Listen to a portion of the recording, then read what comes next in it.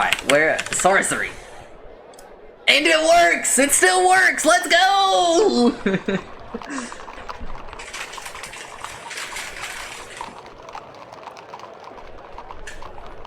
Alright, what were we doing?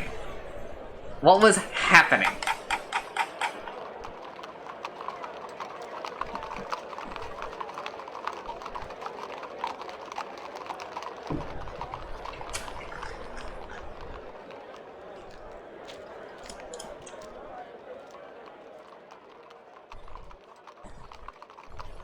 The road continues between dense houses on either side when suddenly you begin to smell a sharp, acrid smell. Burning. Looking up ahead, you see a column of smoke. Is the district on fire?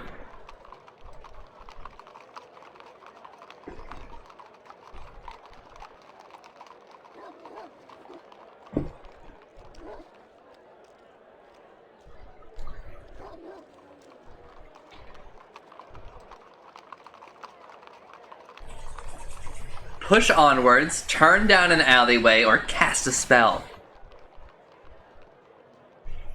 I don't need to cast Sus. That seems a little premature, don't you think? Sus is... yeah, Sus.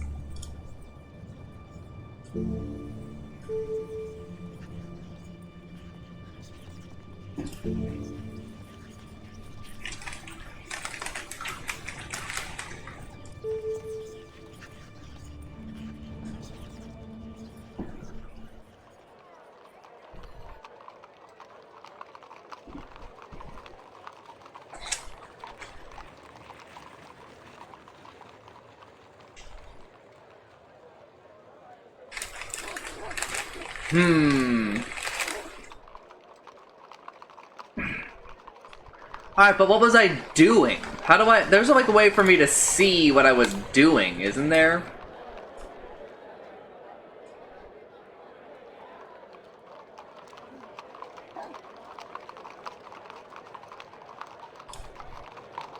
Okay, okay. I think I'm running away right now. Nameless, I'll let you decide.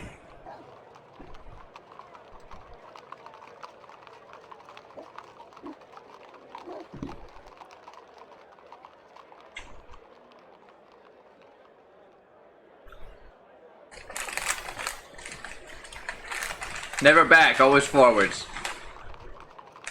You stride forwards, rounding a corner in the road until you see the source. It is a fire, but not a blazing house. Instead, it comes from an enormous forge set into a large blacksmith shop. The blacksmith himself is at work, hammering it away at a flat-bladed sword. Approach him or walk on by. Okay, we approach. You approach the blacksmith and try to attract his attention by knocking a few of his display items off their shelves. But it seems that the blacksmith is quite deaf. Years of hammering on sparking metal have left him quite oblivious to everything around him. Tap his arm!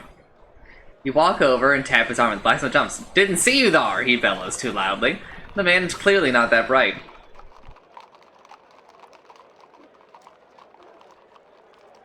I didn't mean to scare you. I didn't mean to, not scarred, the blacksmith replies hotly. Me, of you, nah. Polishes his blade lovingly. Tell me about your swords. This one is my farnest, he replies proudly, indicating the blade that he is currently polishing up. A blade of a large hand.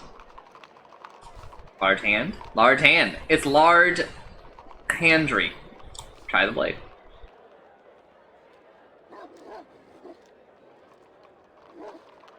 You reach out to try the blade, but the blacksmith catches your arm. I warn you, once you've tried it, you won't want any other, and it's not a cheap blard. I'll risk it. Gar on then, you pick up the blade and swing it through the air. It sings, the weight is perfect, the metal sharpened, the balance so delicate, it becomes almost an extension of your arm. This is the finest blade you've ever held. How much?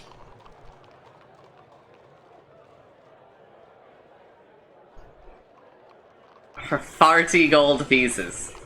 Farty? That's right, farty. Haggle.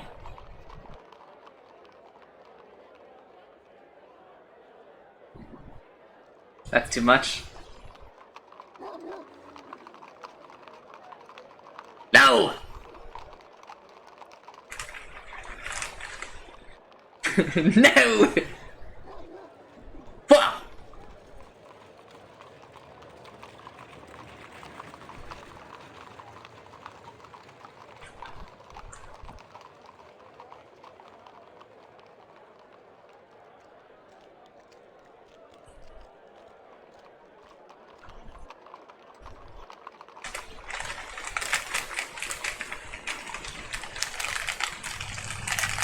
Yeah.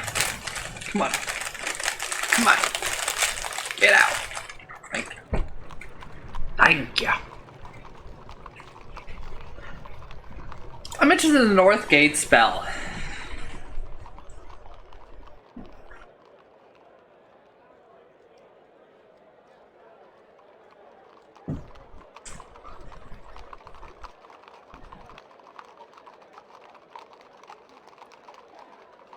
I make swords, not magic.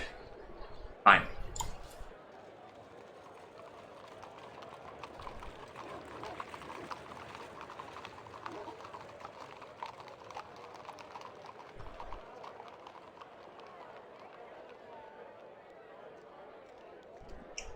Alright, he tells me to fuck off. Well, 40 was too much. 40 is like my whole bankroll, dude. But a sword, man. A sword to help us in the combat.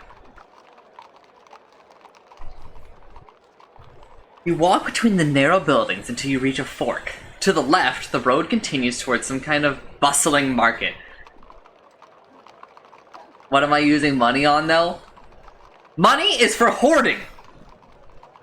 Money is for hoarding, so that when I find a mine that I can live in, I can spread the money all around and swim in it.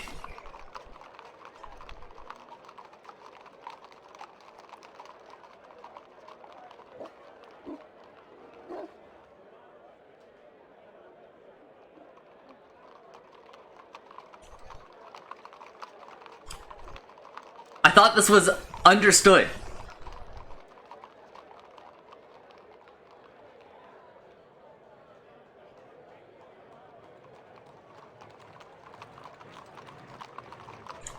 Apparently not. To the left, the road continues towards some kind of bustling market where the rest leads down a shorter street.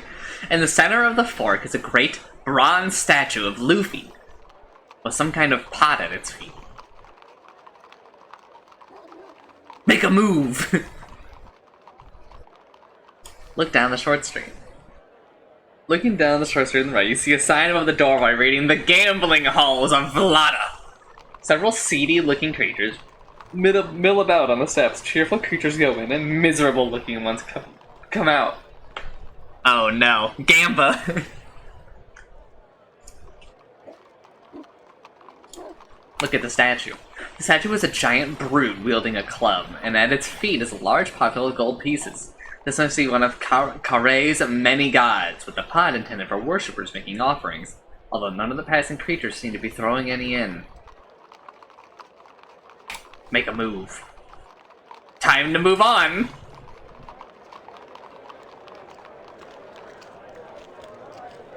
Alright, I just want to go... If this is mutually exclusive, then I will... Wait, can I go back to the blacksmith and ask about the sword? Just browsing.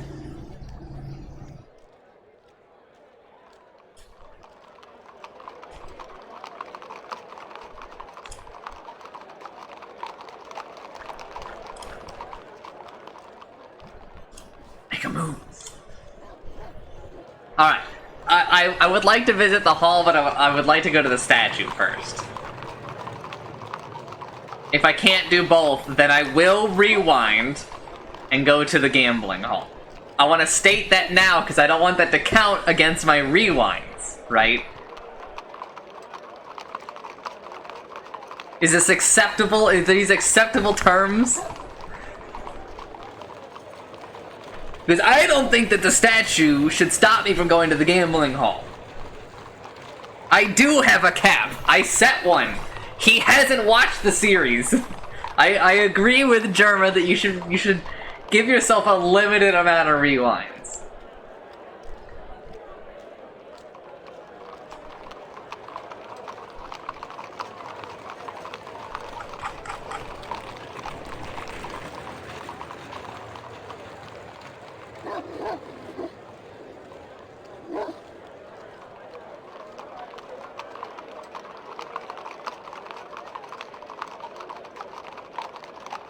Fuck!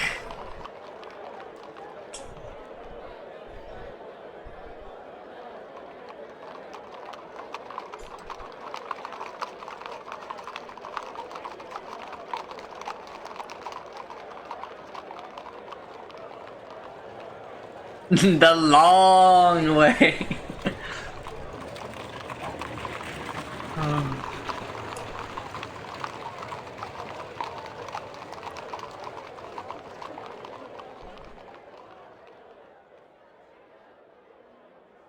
Look up at the statue. Okay, you go over to the statue and look into the pot. It seems to contain almost 20 gold pieces. Tilting your head, you look upwards at the statue. He is an imposing figure, at least 4 times your height and solidly armed. You do not recognize the god depicted, but his presence so close to the gambling hall suggests he is either a god of prosperity or a god devoted to punishing those who do not pay their debts.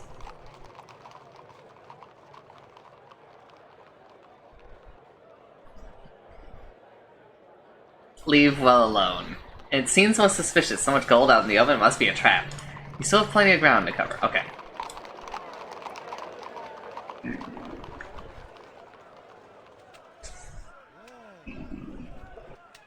You enter the shade of a long hall filled with bodies and smoke, but strangely silent. No one is speaking, and the only noise is the constant rattling of dice, which rolls around the raftered ceiling like a thunder. Only the occasional cheer and curse breaks the mood. By the door is a booth, and the gambling tables are out in the main hall.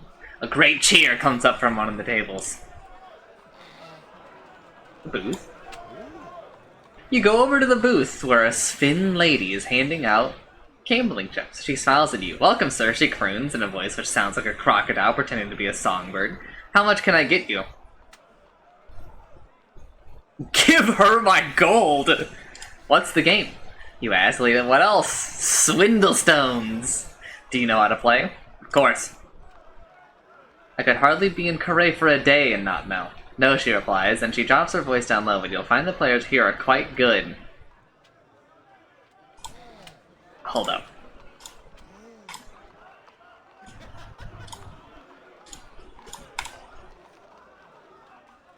What's the game? Swindlestones? Tell me. You reply, hoping to pick up some tips. It's very simple. We'll satisfy the time. Okay. How much should I take? I'm new here. Oh, we love new players at the halls of Vlada. You give us all your gold. No real money is allowed on the premises. Then when you leave, we give you what you've still got. I mean, what you've won. It's very simple. Give her my gold. Hand over all your money.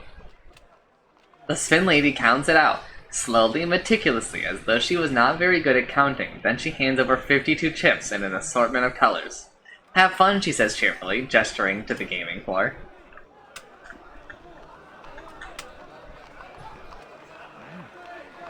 I want to take a quick little tour of the whole place. Oh, he's zooming!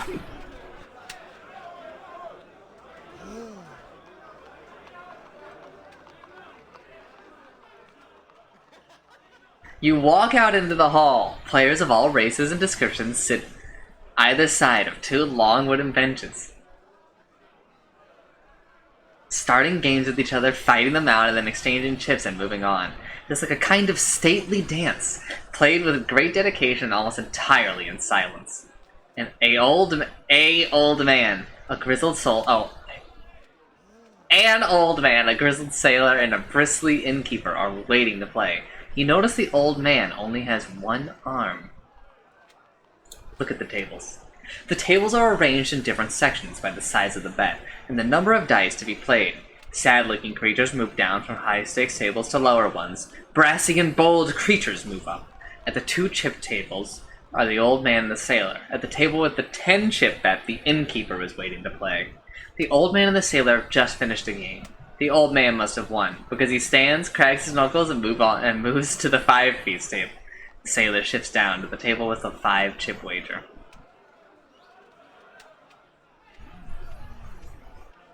Wait and watch.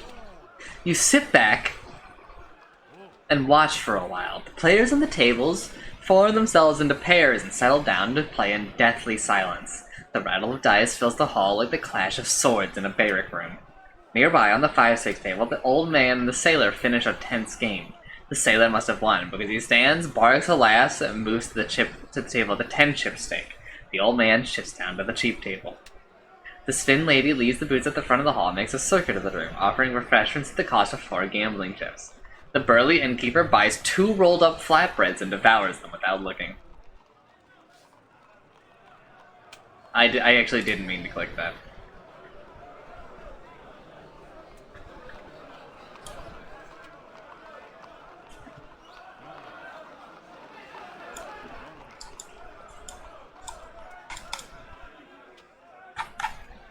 Look at the tables. Look at the tables. Look at the tables. You look across the tables. At the table, the 2-chip bet is the old man. At the high stakes table, the sailor and the innkeeper are sitting in a tense silence. The sailor and the innkeeper played each other. The sailor shifts down at the table with the 5-chip wager. Someone curses from the back of the hall, but no one seems to notice. Look at the tables. You look across the tables. At the lowest stake table is the old man. At the table with the 5-chip stake is the sailor. At the other side of the room... Okay. Why are you eyes emojiing for bread? Pick an opponent. The innkeeper is looking flush while the old man is looking down on his luck. The other player seems to be doing not as badly. Let's play the old man. You sit down opposite the old man from the prison. He leers at you, but just... Oh, from the prison? From the prison? From that long ago, you've just been calling him the old man? He leers at you, but does not appear to recognize your face. The old man hands you your dice and waves at you to bid. Roll dice.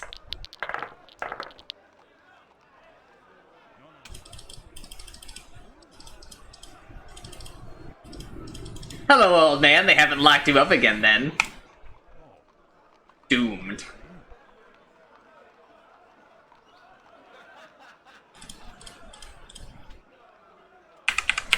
How do I...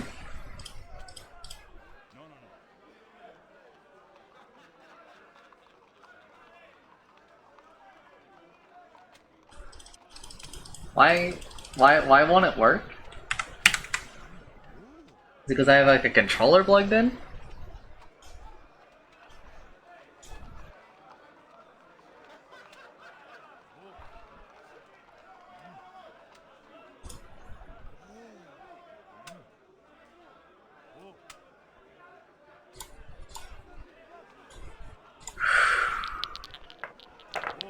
Well, I mean, it's just like literally impossible for me to win. Okay. My brother in Christ, you're telling me you got 2 2s again? What the hell?!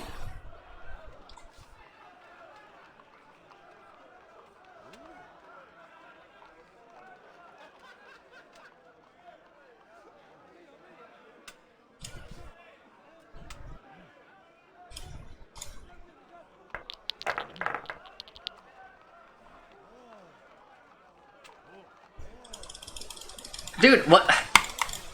Oh, it's a click and drag!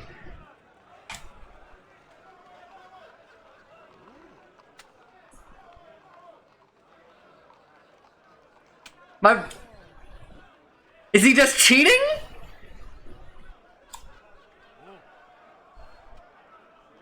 Okay, okay.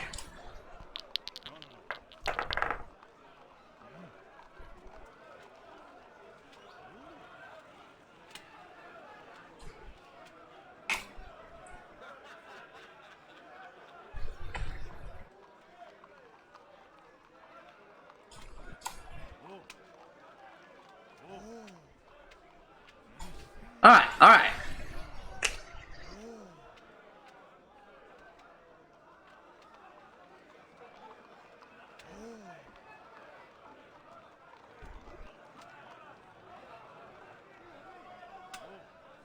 Only one, too. The man curves to place one of his eyes in his hand. Reflect the old man's final die off the bench with a grin. I win, you tell him.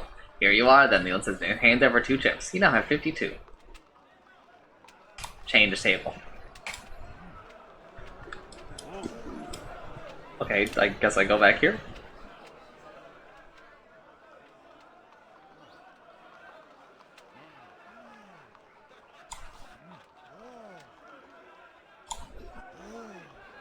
Oh, Jesus! I don't want to raise any suspicion, so I gotta take...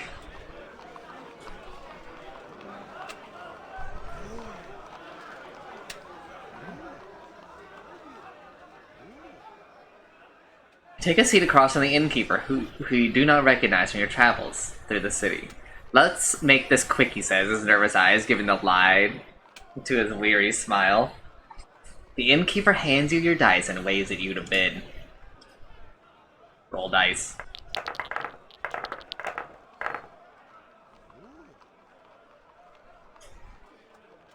Bid 2 ones.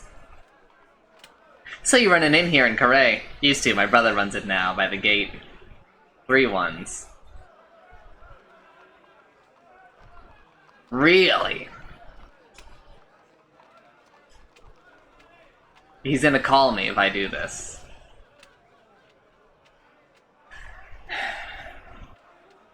He's gonna call me if I do 3, because he's gonna know I don't have fucking 3. So I feel like I should just call him.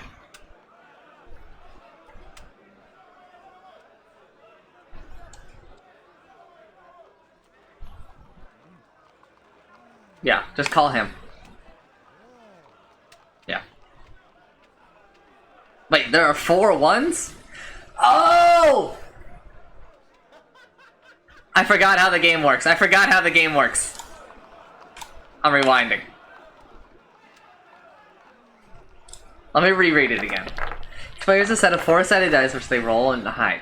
Then bid on the amount of times a face value has been rolled across their own dice and the opponent's. Bids get higher and higher each time. Okay, okay. It's both sets of die. My bad.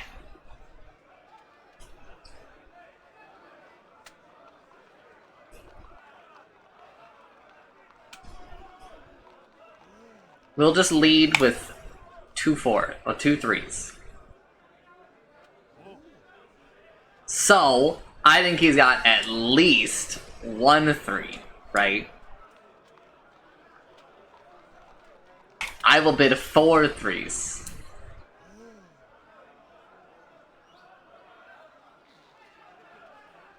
He must have at least 2 3s.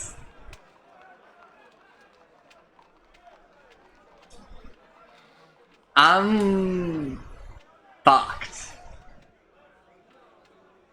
I have to call. Because there's no way there's gonna be 6 3s. There's no way we both rolled 3 3s. I will call. We both rolled 3 3s. Holy bursh. He's saying that there are 2 4s. I'll do you one better, brother. I think that there are 3 4s. I do not think that there are 4 4s. There were 4 4s. I'm washed.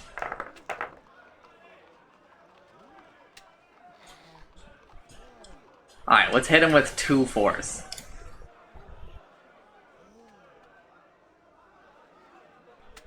3 1s.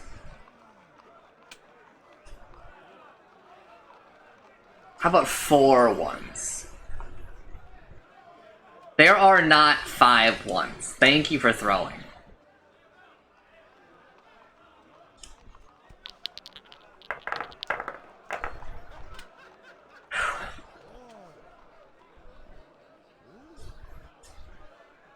we're gonna escalate it really hard.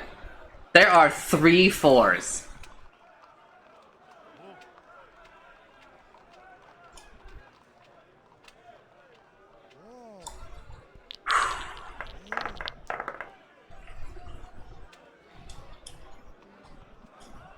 There are 3 3s.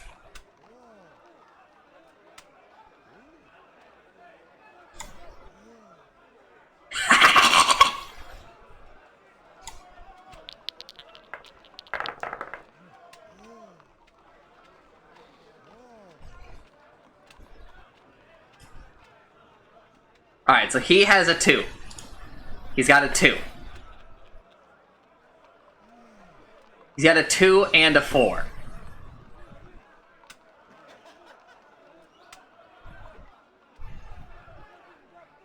Two and a 4. 2 and a 4. 2 and a 4. I lose. My only hope is to call, I think.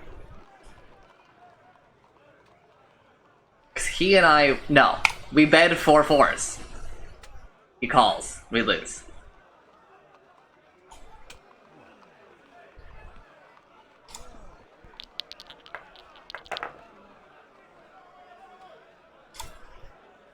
I should have done it too.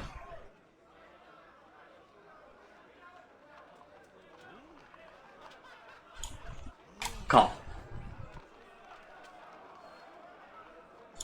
Damn.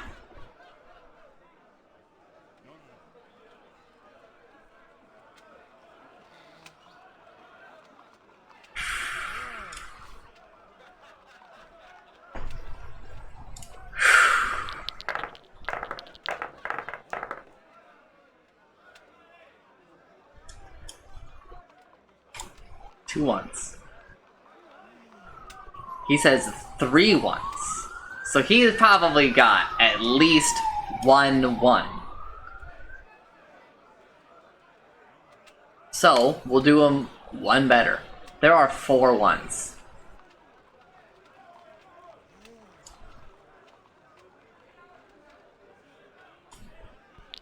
Alright. 3 2s!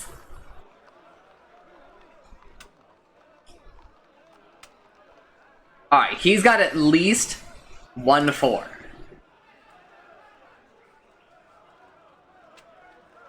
I don't believe that, brother. But you know what? Let's bid 4 2s.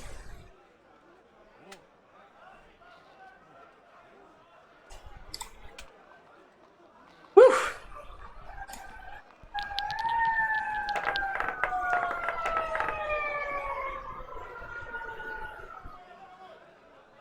Let's bid 1 2. Okay, so he has at least 1 1. Let's escalate it. 2 4s.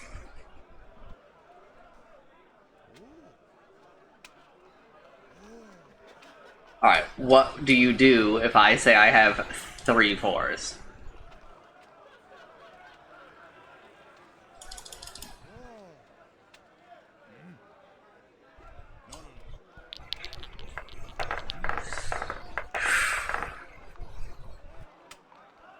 Two 3s.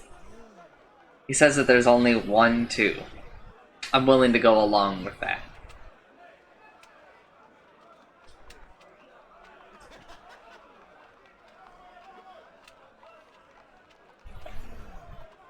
How about 2 3s?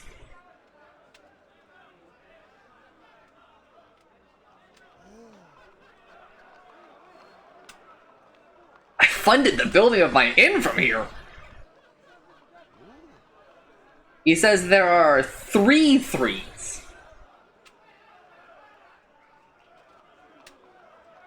I have to call?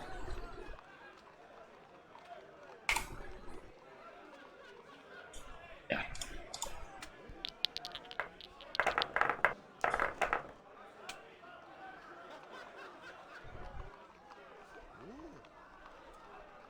Congratulations on your serial killer status, Fatty.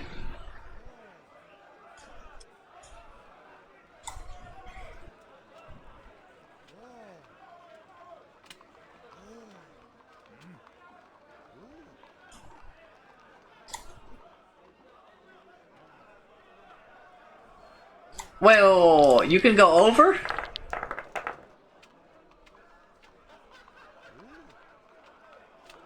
When their bid is too high. Okay, so it's at least...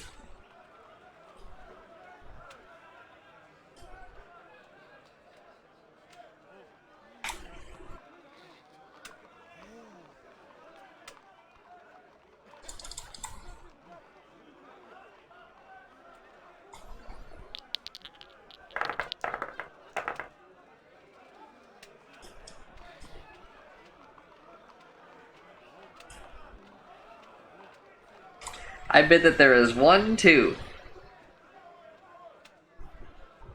I will raise that to 1, 4. Alright, how about 2 2s? That cannot be, sir.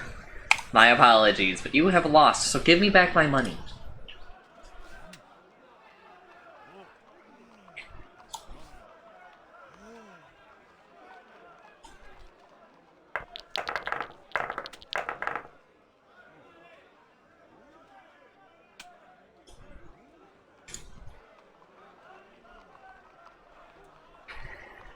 He says that there are 3 1s.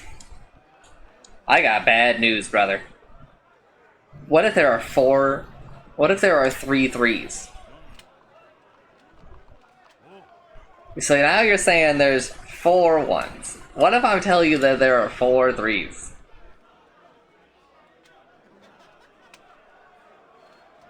Please tell me you have a 3. You have 0 3s? Excuse me?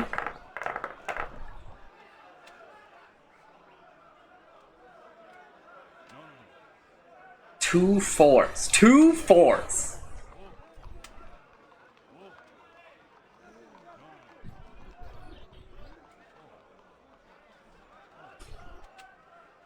Three 4s. I do not believe that there are 4 4s.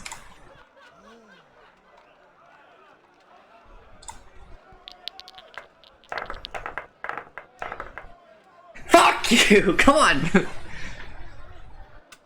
Alright. How about 1 4?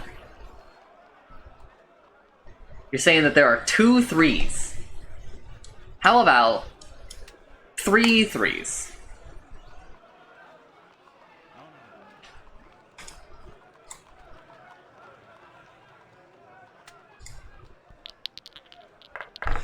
Fuck.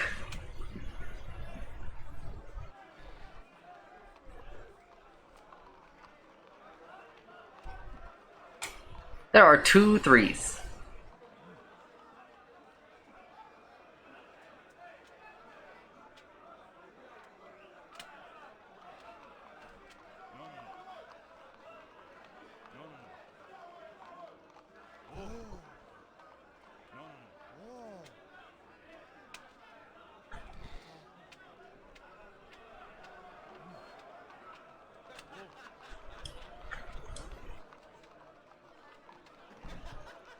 Call or raise?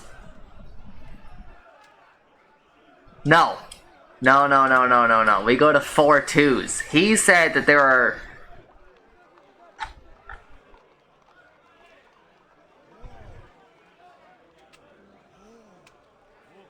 He said 2 2s. Right?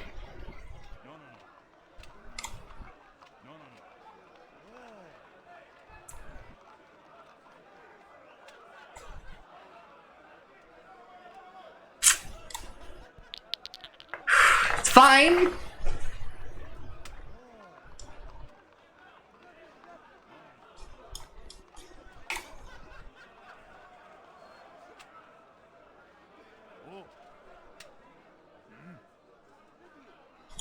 Call.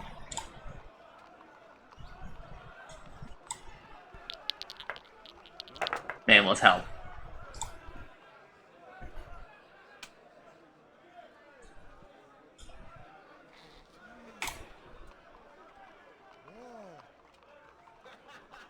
You do not have 3 3s.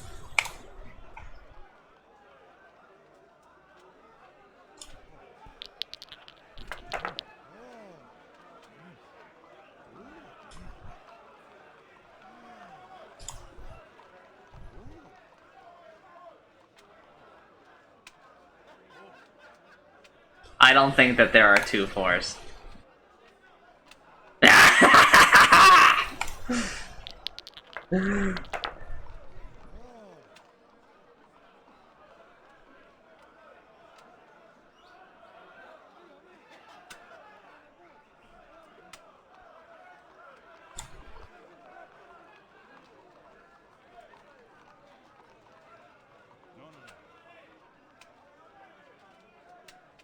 No, I lose. I lose!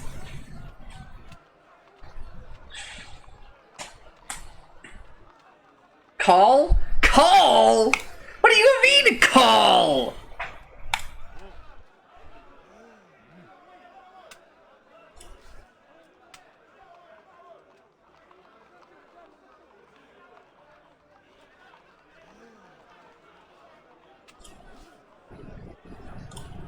It was the Radiance.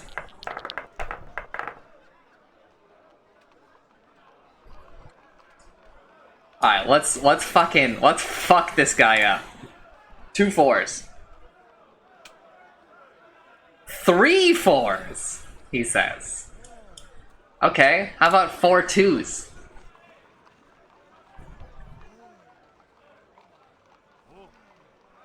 There are not 4 4s in play. What the hell?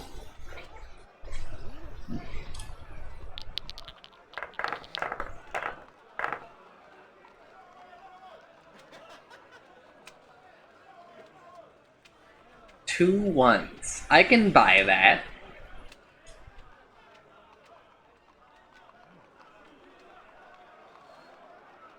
You know what else I can buy? 3 3s.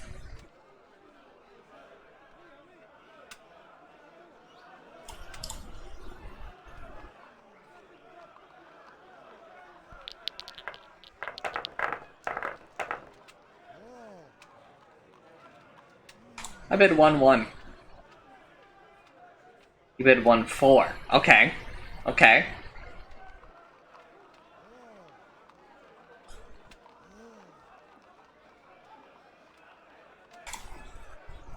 He accepted the 1.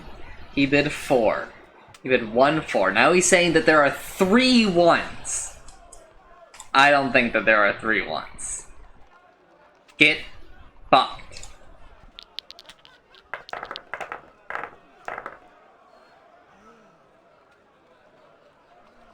He's saying that there are 2 1s. What about 2 3s? He's saying that there are 3 1s.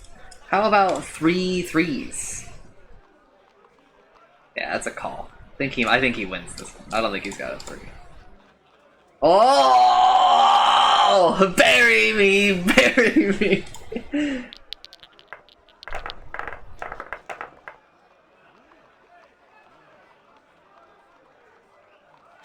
How about 1 3? He's saying 2 3s. How about 2 4s? How about 3 3s? My brother in Christ, I'm sorry. You're down to 1 dice.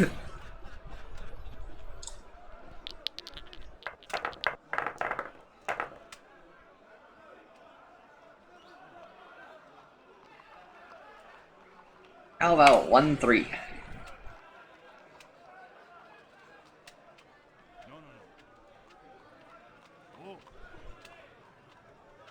Shit. I was supposed to call. Oh, I was supposed to say this.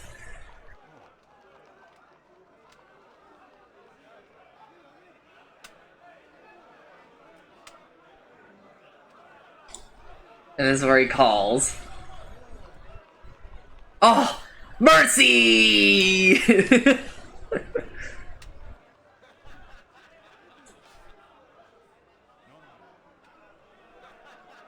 You now have 52. Good, that's where I started.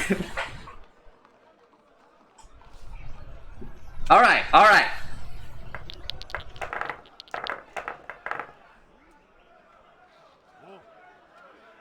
How about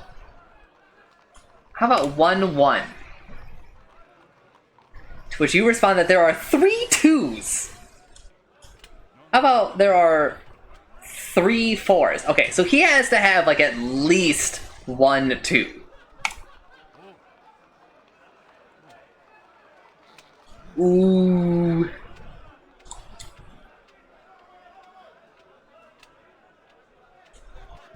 I don't know why he would call that. That there are 2 2s. How about that there are 2 3s? There are 3 2s. Okay. How about 3 3s? There are not 4 2s.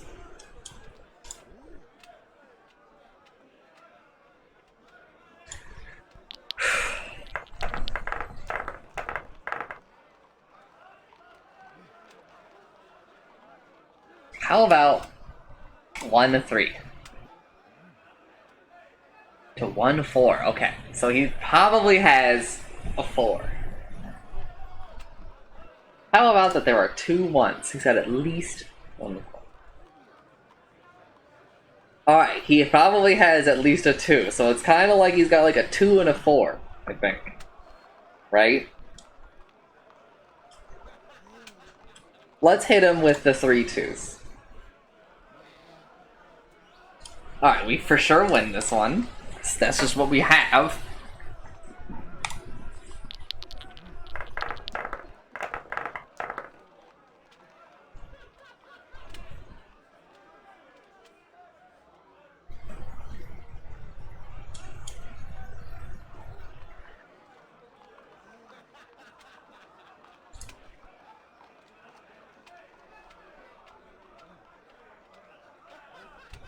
Call is the only way.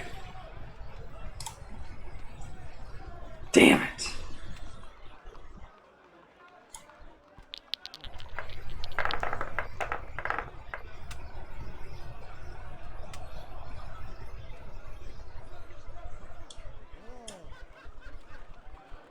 Let's hit him with 1 4. So you're saying that there are 2 3s.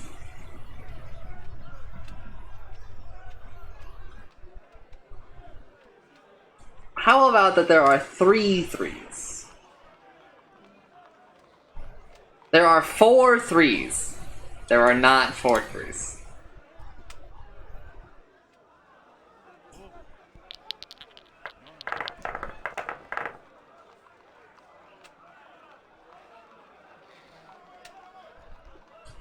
Alright. There are 2 4s. There are 3 4s. There are not 3 4s.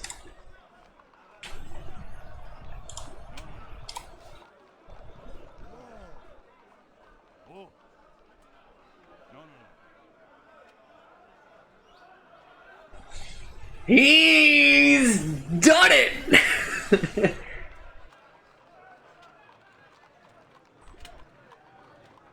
Alright, Nameless. You decide.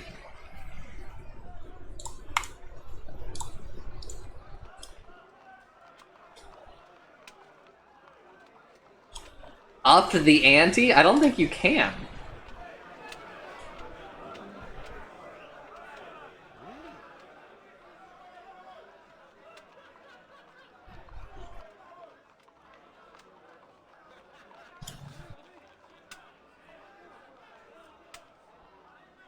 $20 on each game.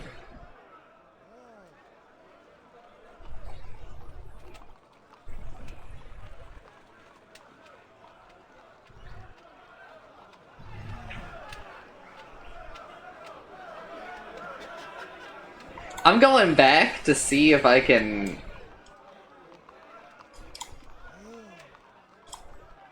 Hold up, I don't want to play him, I want to go back to my win.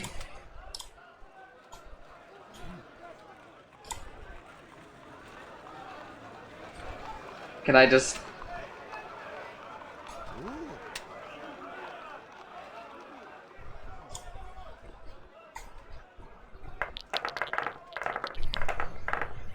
Alright, there are 3 1s. Well, let's just tell him we have 1 1. There are 3 2s, you say? How about there are 4 1s?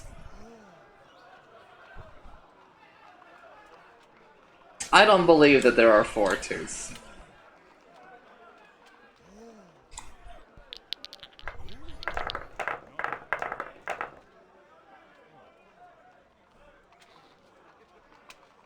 There's 1 1. Okay. 1, he has a 1. I have a 2. There are 2 1s. Okay, sure. I have 2 3s.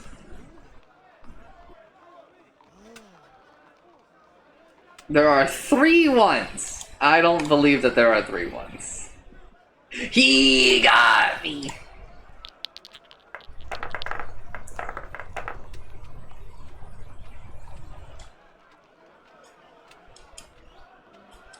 I have 1 3. There are 2 4s. How about there are 3 4s?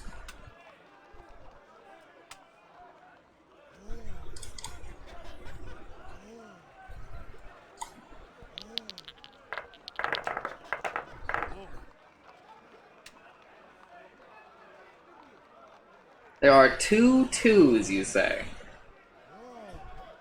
How about there are 3 1s? There are 3 2s. You did not roll 3 2s.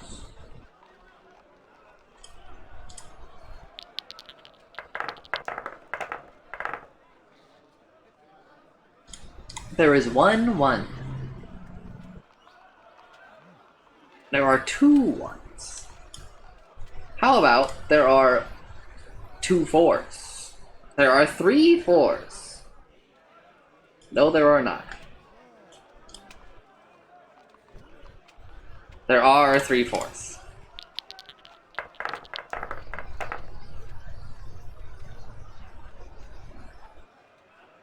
It's 1 3, so he's got a 3, I've got a 3.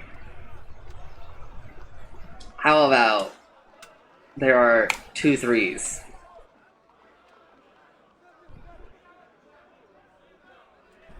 There are 3 3s, I believe.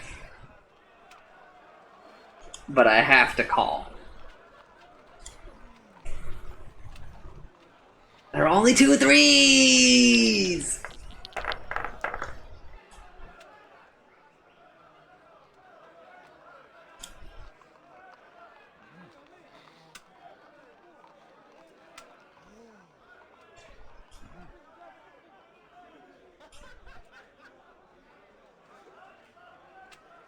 I have 1 4. He believes that there are 2 3s. What if I told you there are 3 3s?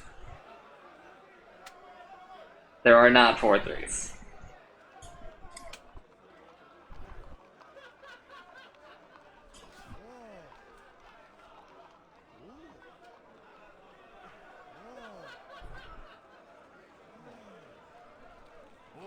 You now have 67 chips. Stay put.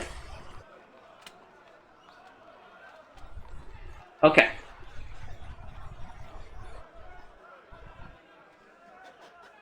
Roll the dice.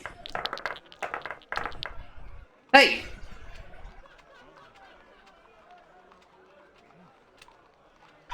This is not a long game.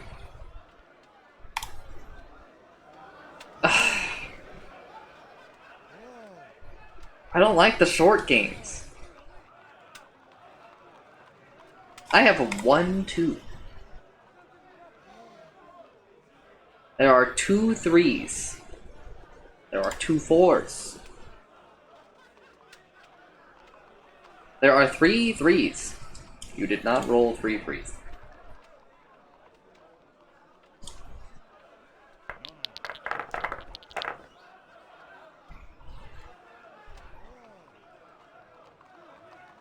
One 3. There's 1 4. There are 2 3s. There are 2 4s. No, no, no, no, no, no!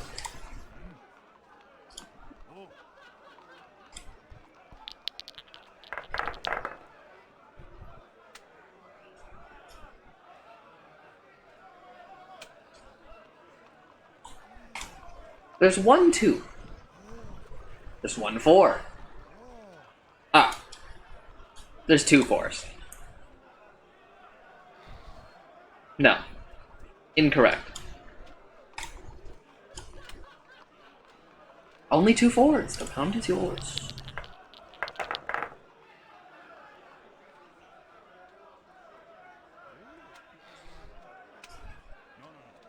There are 2 1s.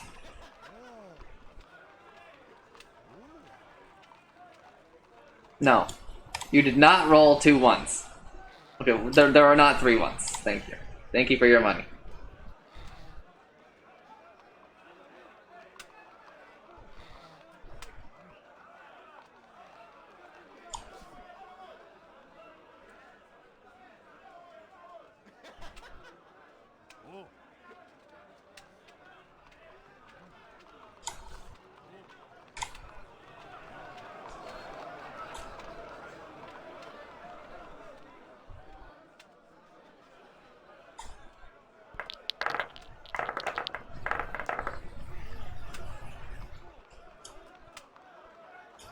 I have 1 1.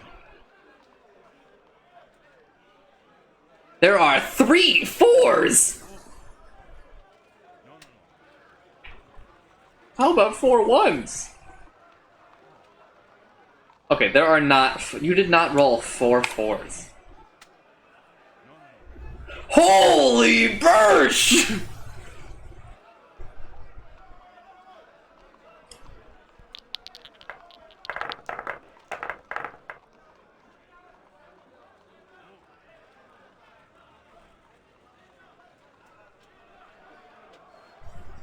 He says that there are 2 2s.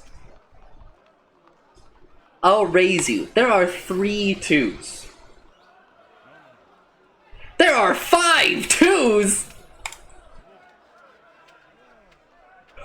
He's cheating?!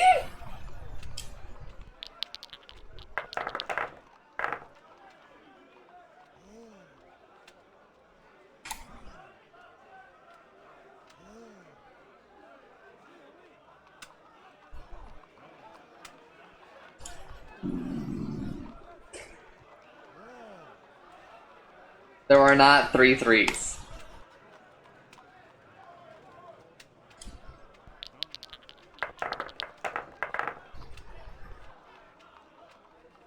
There are 2 3s. How about there are 2 4s? So he says there are 3 3s. So then I will say that there are 4 3s.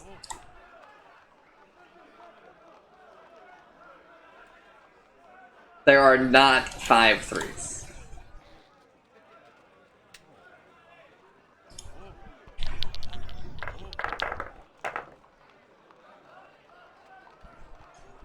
I'll say that there is 1 4.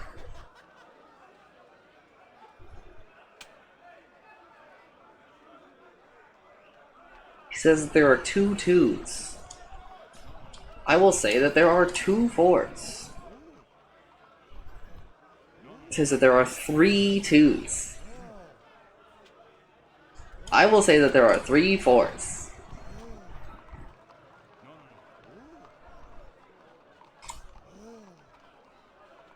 There are 3 4s.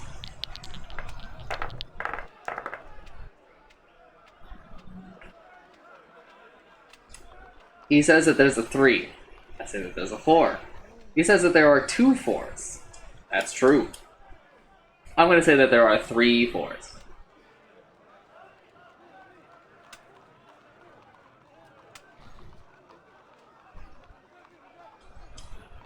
Fuck.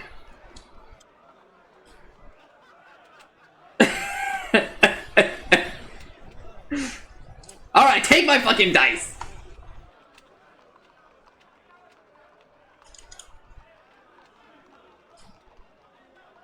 I was supposed to say that there are 4 4s.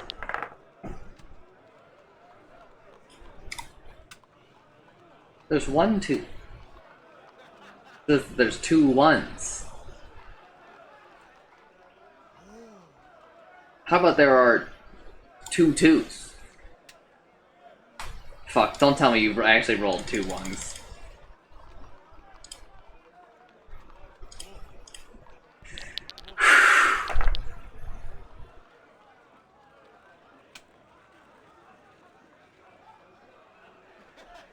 He didn't roll 2 2s.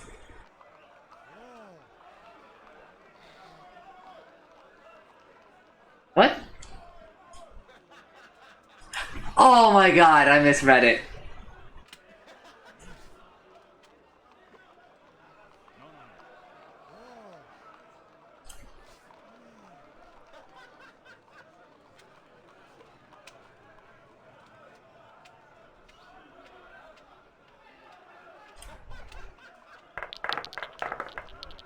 What the hell?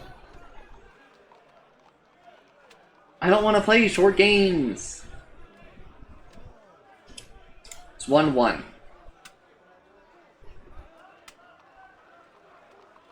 Alright, she's probably got a 3.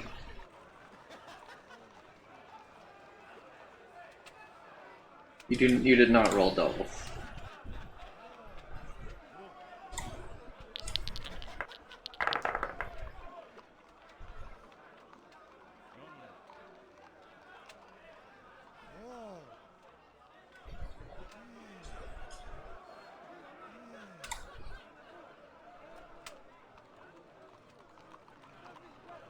There are not 3 2s.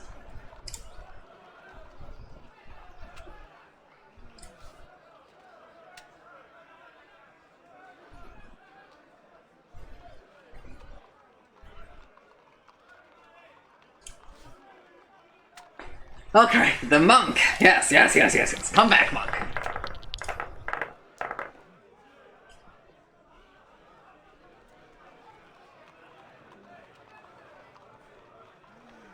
One 4. Alright, sure. There are 2 3s. There are 3 3s.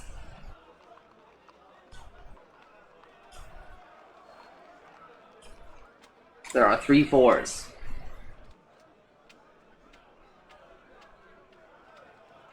There are 4 3s.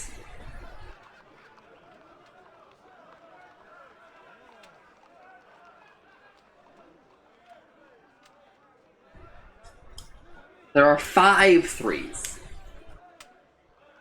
You think there are 6 3s? Well, I'll be damned. Triples are best.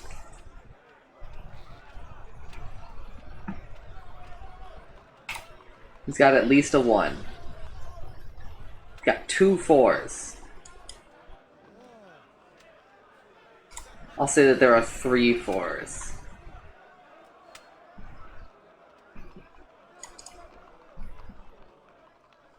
What the fuck?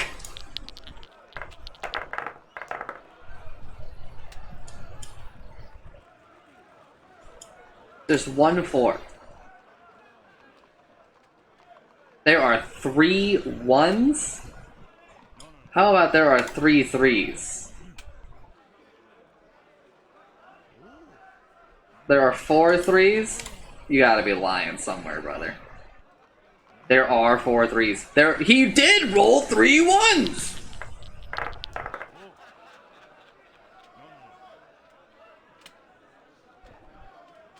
How about 2 2s? How about 3 2s? I need you to roll 2 2s. Okay. The round is yours. Alright. We're beating the allegations. I have 1 4. 2 1s. How about the 2 4s?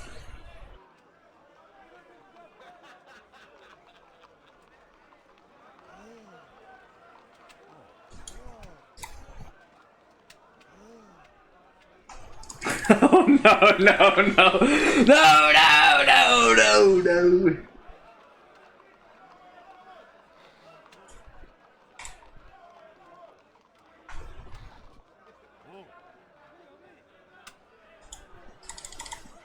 I don't think that there are 3 4s.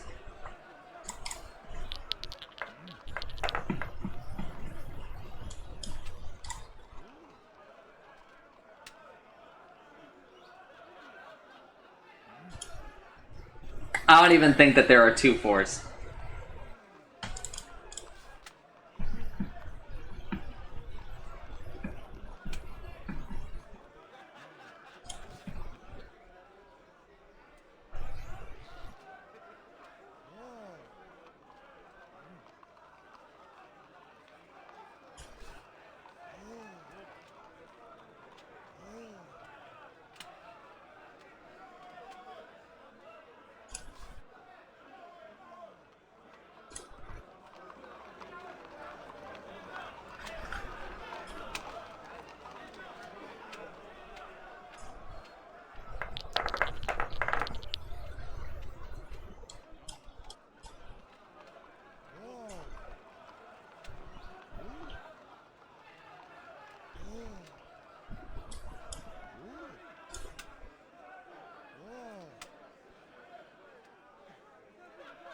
I don't think that there's 4 4s.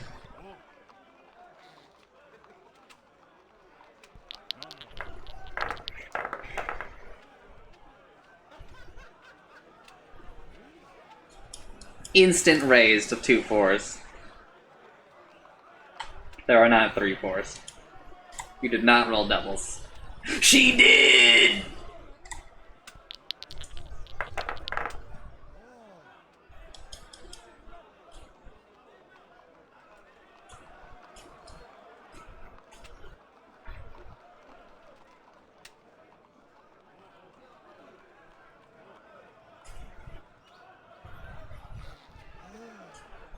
Why did I do that?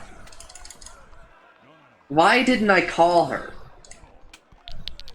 I should have called her. Well, I should call her. There we go.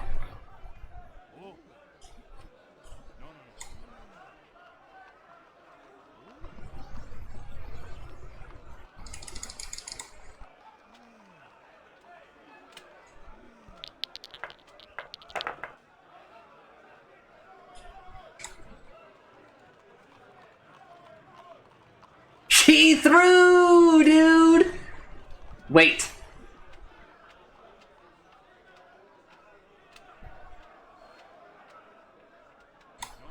You better not have a fucking...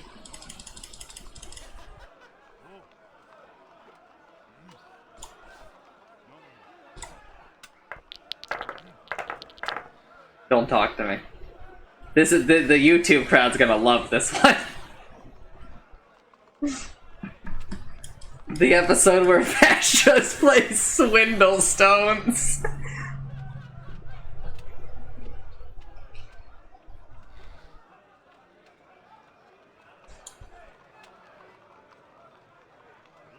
How about I have 1 3? She says that there are 2 1s. Alright. How about there are 2 4s? There are 3 1s. You did not roll triples.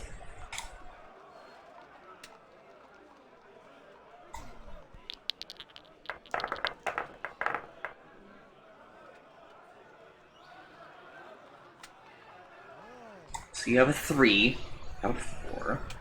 Saying that there are 2 3s.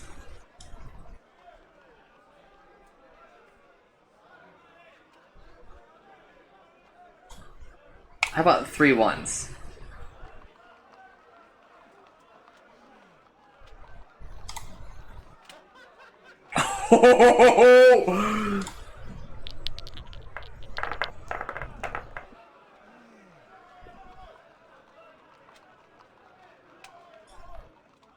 Put you up instantly to a 4. You're saying that you got 2 2s. Lady? I don't think that's the truth.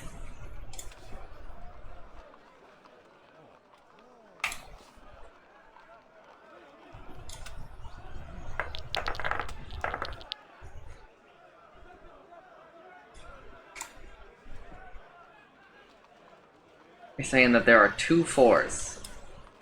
I'm gonna tell you that there are 3 3s in the game. You'll raise that to 3 4s. You did not roll triples.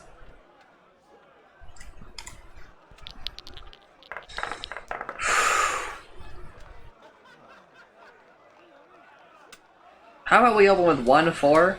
How about we open with 2 fours.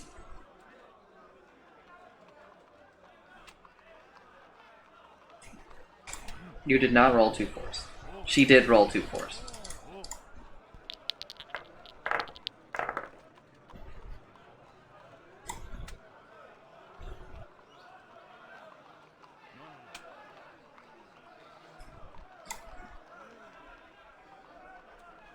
Don't call. Please don't call. Take that back. Fuck, I was thinking I should do 3 ones.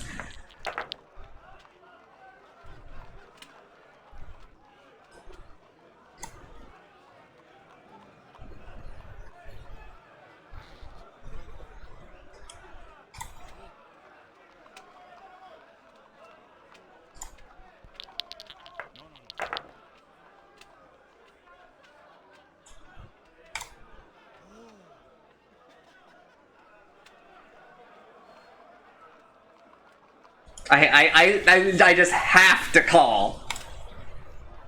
Fuck!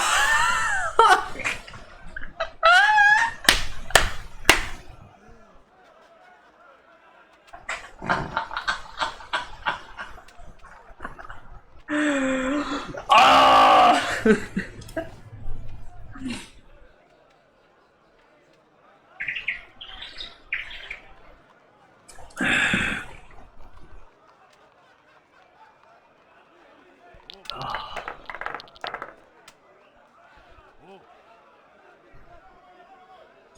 There are 2 fours. There are 3 threes? No, there's not.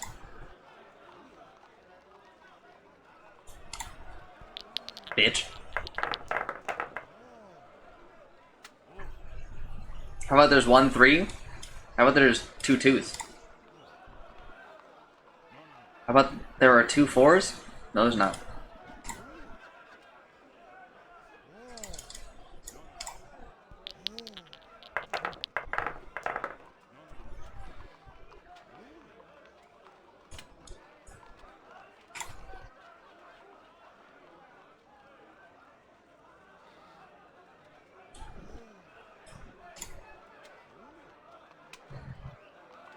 Don't call.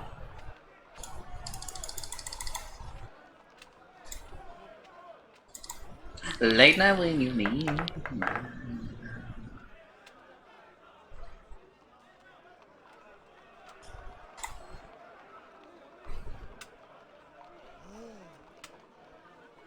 Honey, you got a big storm coming.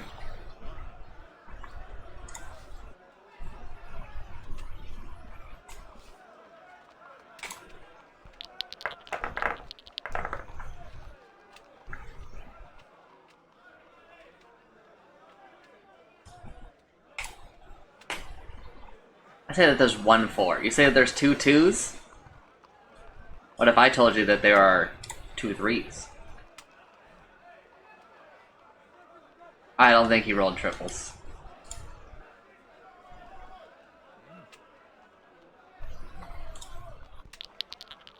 Late night when you need my love. Call me on my cell phone.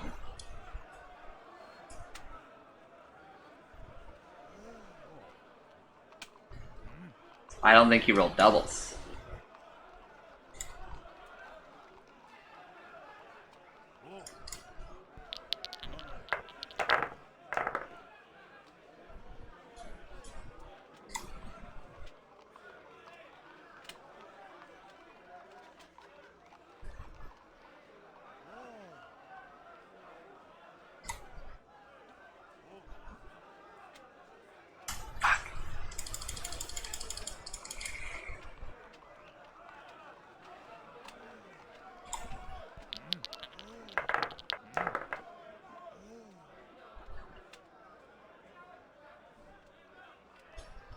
Alright, there are 2 1s. Well, then there are 3 1s. Honey? I'm sorry.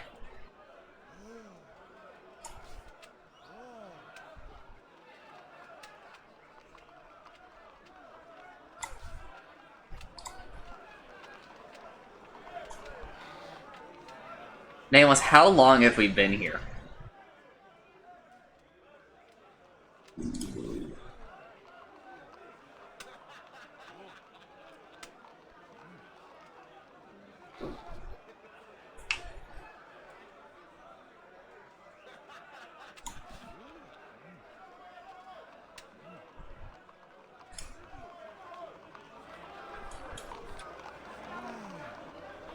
Long balls. He's got a small head and long balls. Alright. That's 3 4s. We'll just tell him we have 1 4. There are 4 4s, you say?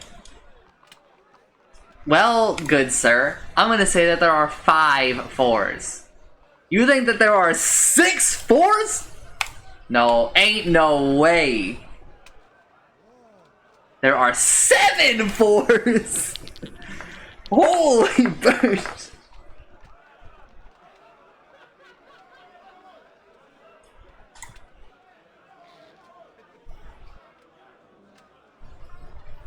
There are 4 1s? No, there are not. Chill, gamer.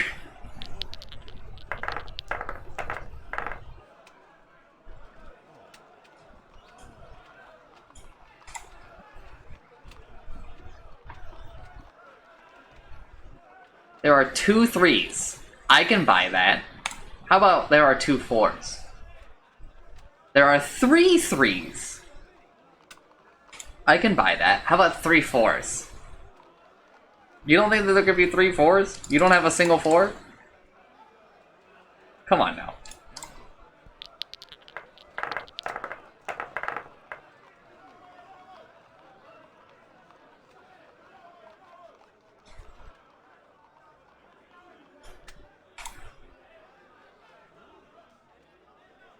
There are 2 3s. I agree. How do you feel about 2 4s? I agree with 3 3s. How about 3 4s?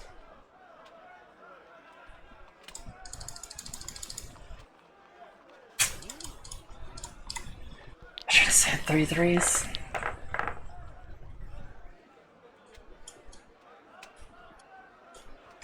Give me some information.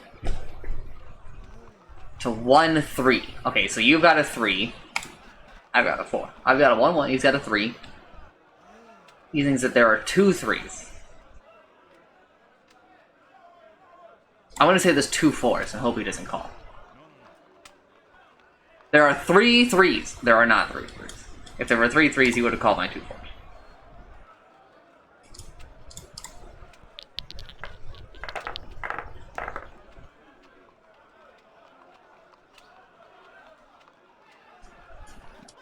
There are 2 4s. There are 2 4s, I'm sorry. I rolled doubles. Sealing your fate on this turn.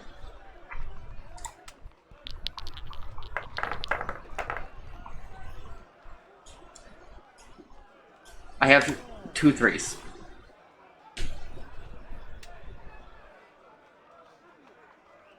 There are not 2 4s. There are 2 4s.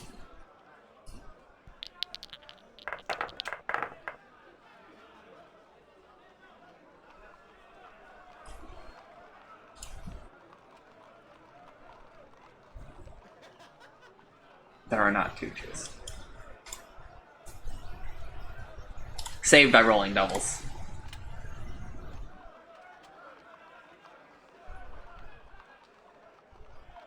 With a frown of deep hatred and suppressed rage, the Red-Eye hands over 10 chips.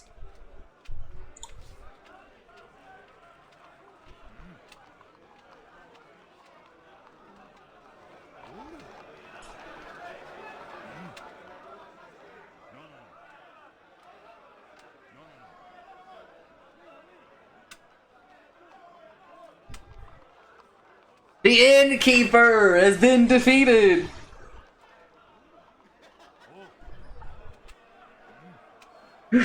Wait and watch.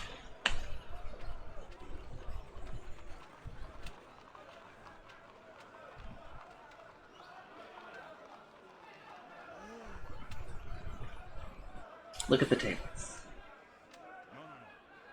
Take a table.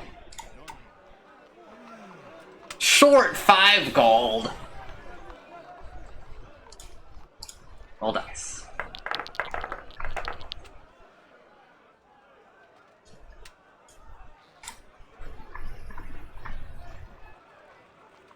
There are 2 3s. I bet that there are 2 4s. There are 3 3s. There are not 3 3s. If there were 3 3s, you would have called my 2 4s.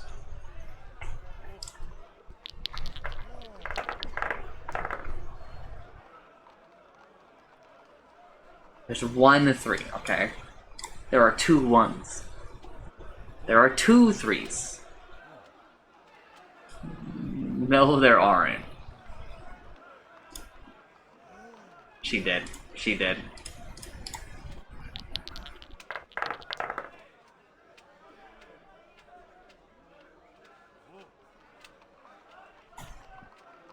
Two.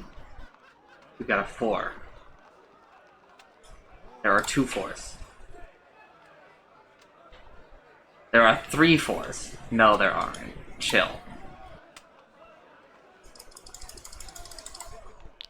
You would have led with that if you had that.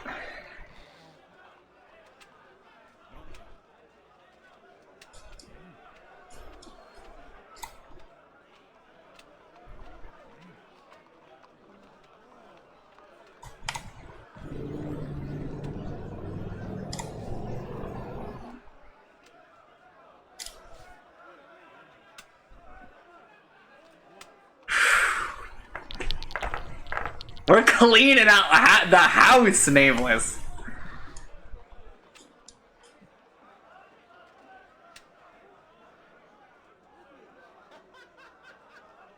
I have 1 4. You bet that there are 2 4s.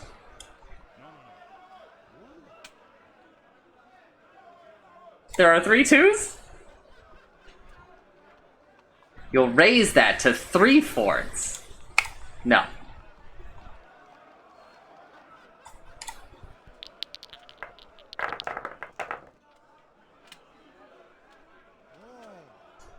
Alright, you've got at least a 1. Give me more. There are 2 1s. There are 2 3s. There are 3 1s. You're a fucking liar.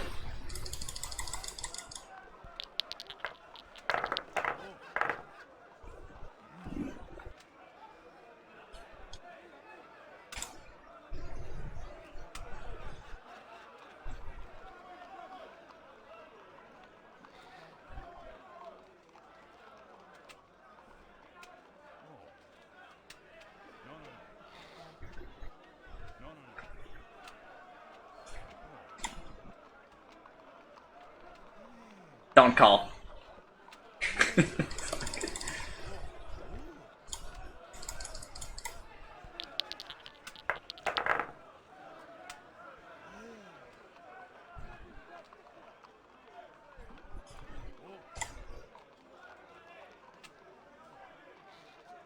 There are not 2 1s, I'm sorry.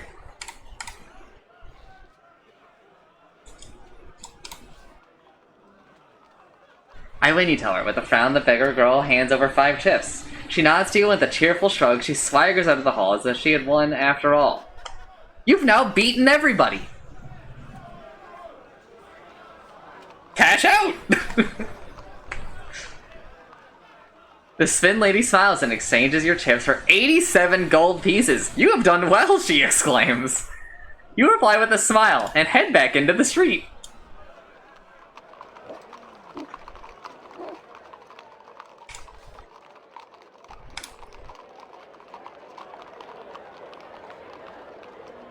I can no longer go to the statue anymore, I guess?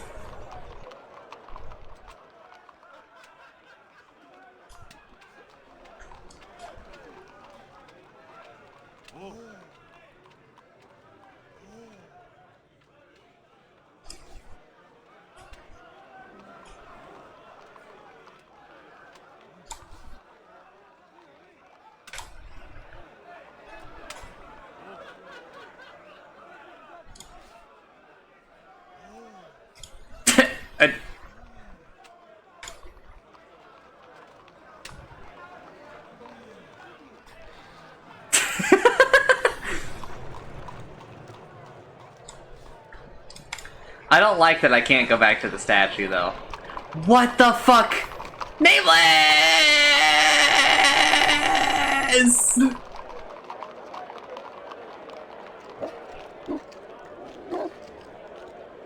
What the hell?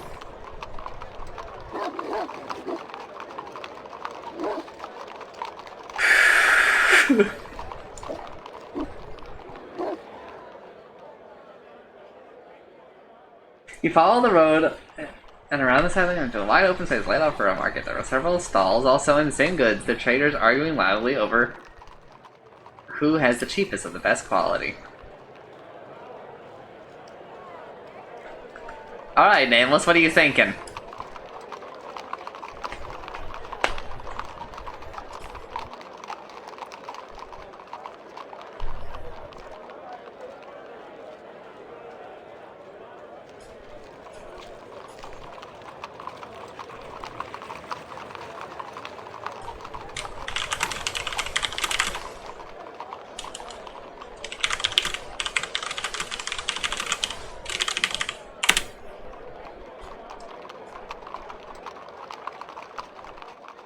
You scour the market for items that might be useful to you in magic, but find nothing except for one jeweler's stand, which in amongst a lot of very expensive and overpriced jewelry is offering a sun jewel for sale at an exorbitant price of 15 gold pieces.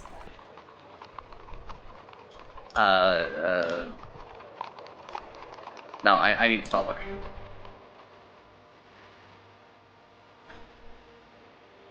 Sun jewel. Sun jewel.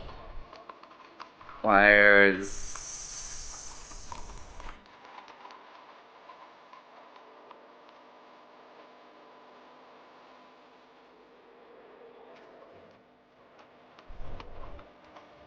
Sun jewel.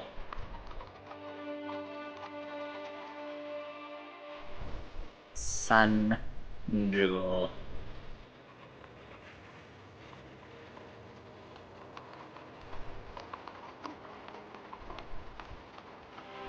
Jewel studded medallion.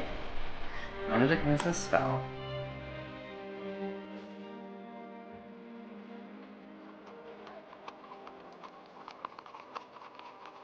Oh, Sun Jewel.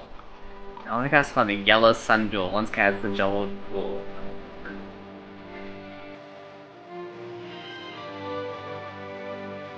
Okay, so we could have a torch, basically. Look at the gem. Let the gem not only assume that incandescent in our beauty, and you can see why someone could out to deliver with the curry magic. You can know that inner glow can make a powerful beacon. Haggle! You point out the jewel.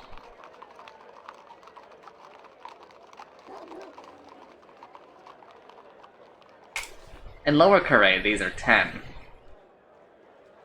In Lower Carré, these cost 10, you remark, as casually as you can. The jeweler narrows his eye, but you clearly caught his attention. I'm certainly having trouble selling that particular piece.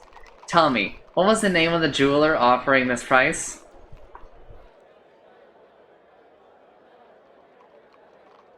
Jula.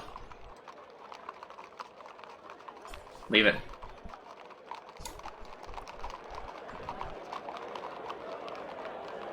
Browse useful gear. You browse around stalls selling useful gear and items for travelers and come across two things which might be useful. The first is a tinderbox for lighting fires, though it will not work without a tinder. And the second is a bottle of snakebite antidote. A tinderbox costs 2 pieces, and the antidote 3. Okay, we're buying both. For sure. You pay 5 gold pieces and take both items with you. You thank the trailer and move off into the market. Browse weapons. You take a turn about the armor stall. Mostly what is on sale is of poor quality or weaker than the blade you already carry. But 2 things catch your eye. A hefty broadsword with a good, solid grip, and a bow with a quiver of silver-tipped arrows. Test the broadsword. You lift the broadsword and slice it through the air, perfectly balanced, enthuses the swordmaker. Not an antique either, but brand new.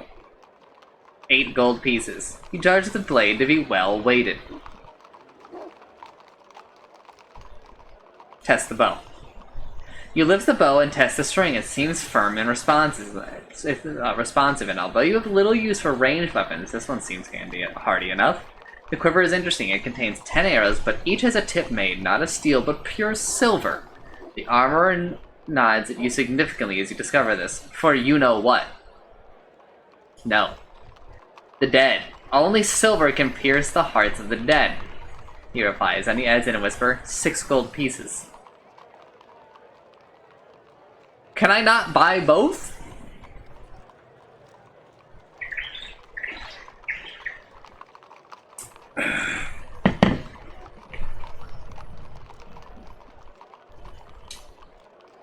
Am I not allowed to buy both?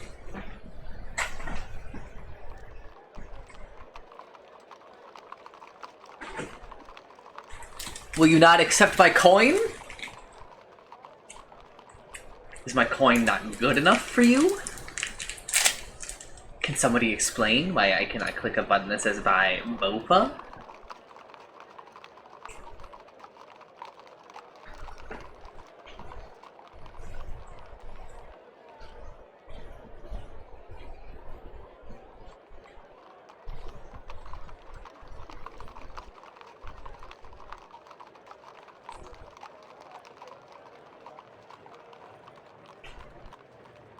Nameless, what do you think? The bow? Thank you. Oh, okay. My bow.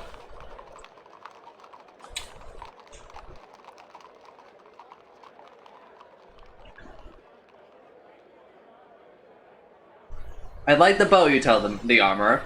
He makes a great fuss of packaging it up, but eventually hands over the bow and the quiver. You pay him 6 gold pieces. I will take the sword, you tell the sword maker. He beams with pleasure, and you hand over 8 gold pieces. You have found 1 new clue. You thank the trader and move away from the market. What? What? Clues?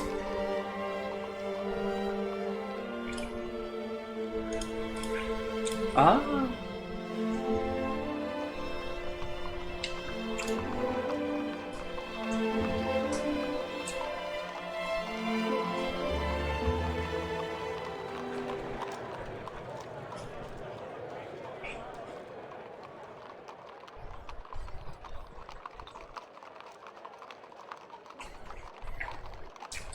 Browsing the stalls, you find that food is reasonably expensive, with the cheapest provisions being sold at 3 gold pieces each. One trader is also selling a wrapped package of 6 meals worth for 15 gold pieces.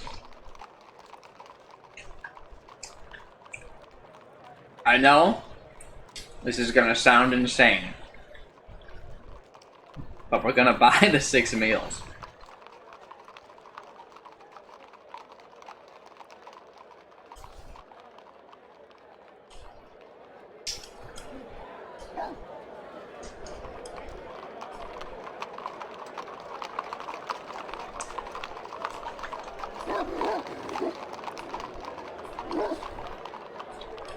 Alright, do we go up to here or do we go to the well?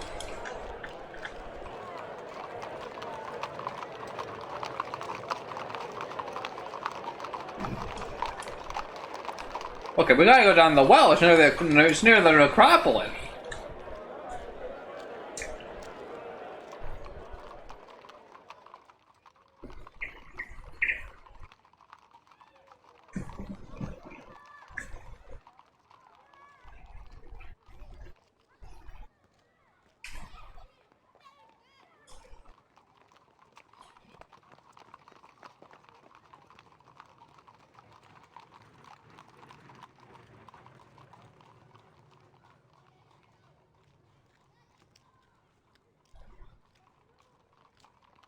Alright.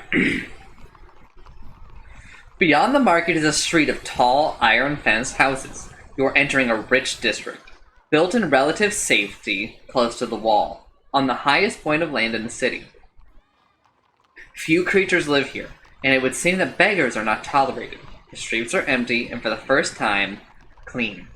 You pass a well with a pulley attachment built above it, but no rope. Toss a gold piece into the well? I will.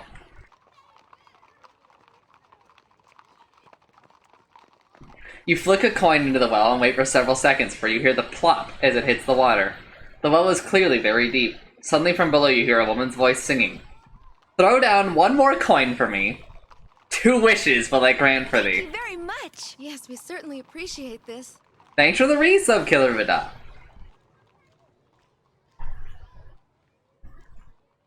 Nameless. Is my ass throwing another coin down? Let's look at it like this. Is it a scam? Yes, most likely. Most things are in Corée, right? But if it isn't a scam, it's 1 gold coin for 2 wishes? It's 2 gold coins total?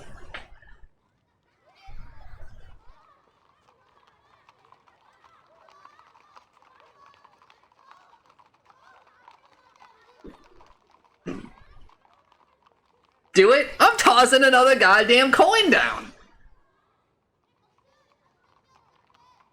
For 1 more coin, I'll grant you health.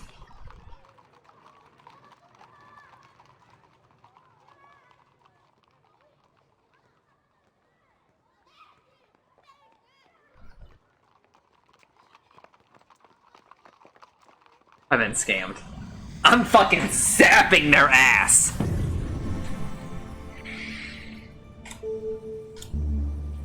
No, not sus. What else do we have?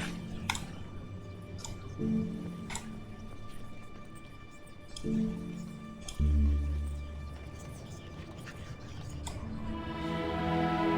put on the skull cast and attempt to read the thoughts of whatever creature, but you find nothing. Perhaps they are too far away. The well is certainly deep.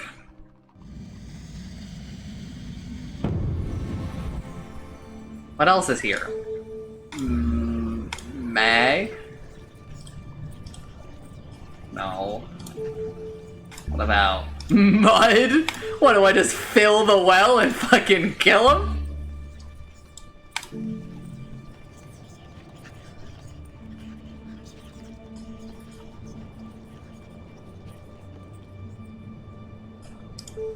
What is... Okay, the D is for mud.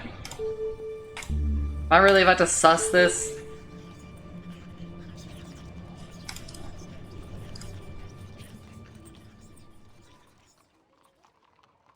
I might use my second rewind of Corée. Just so I... Cause I gotta know what happens if you just keep throwing money in, right?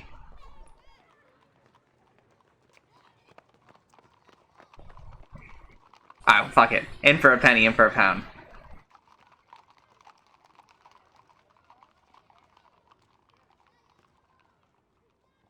I'm committed. If I don't get shit, this is gonna be my rewind. Pray throw me down another piece. Just 1 more coin, that's all I ask. Drop here some more gold for me. With 1 last piece, it's not too much. I'll aid your way with any such.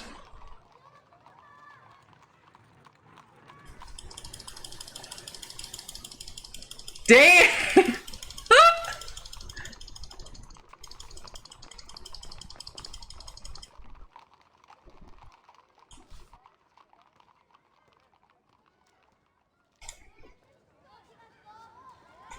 Alright, we gotta go back. We gotta go back, and we're committed.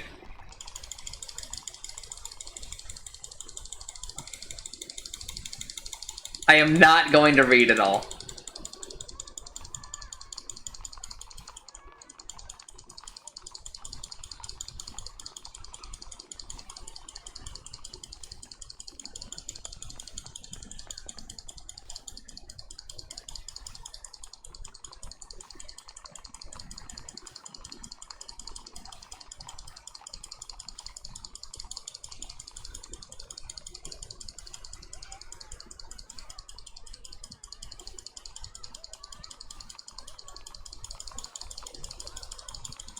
Holy burst!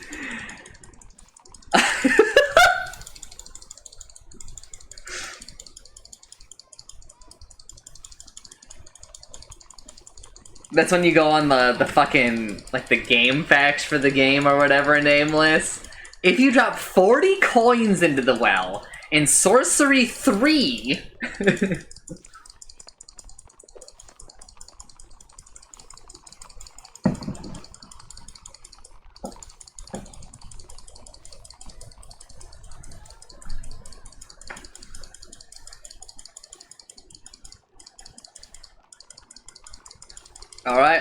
Alright, we're...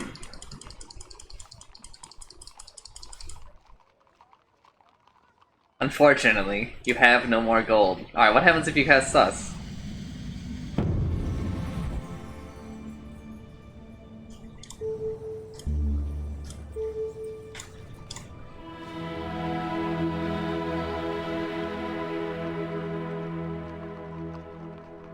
Leave the well.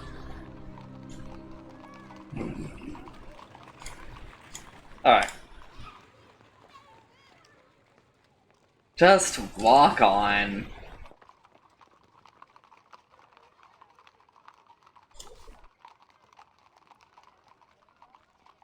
You go over to the well and listen. A woman's voice is singing from somewhere deep in the earth. You make out the words, and when you lean your ear over the well shaft, my dear, your fortune can be told, if you will cross my palm with gold. Keep listening. You wait to see if the voice will sing any further, but there was only a gentle humming, perhaps the sound of lapping water. Ignore it. A trap, most likely. Yeah. Same.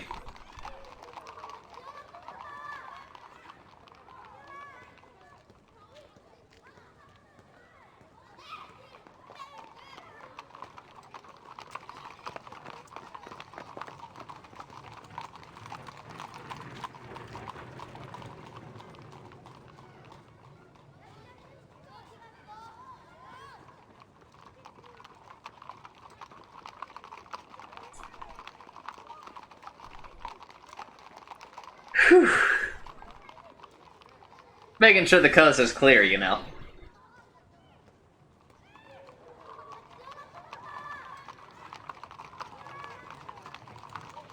I gotta look up what the fuck happens.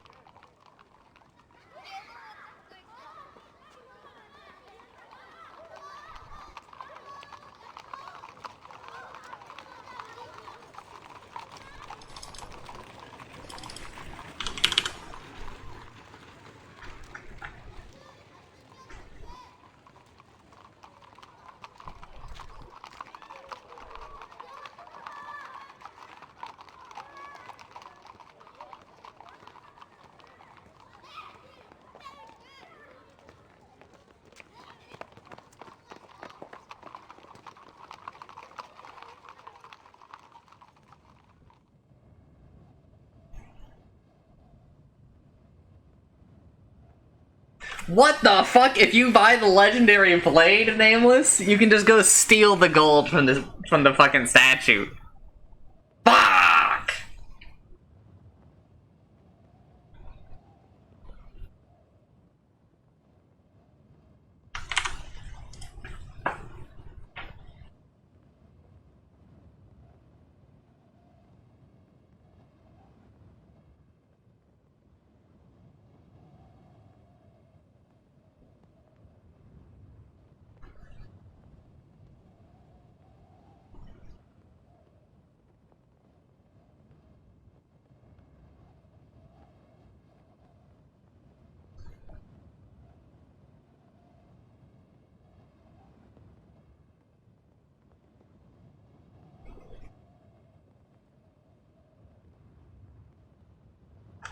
Damn it! This guide that I'm looking at doesn't...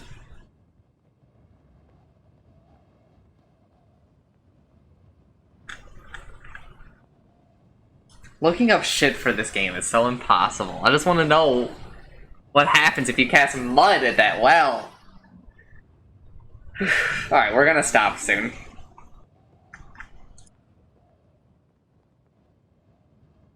God, Sorcery is so good. Nameless, hold me accountable to playing Sorcery next weekend.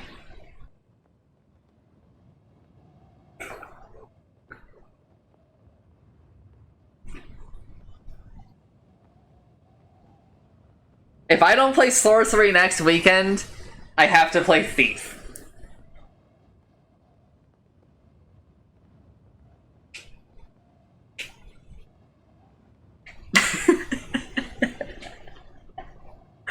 It's so mean, like the way I... Oh. Did I ever beat Doom? New Doom?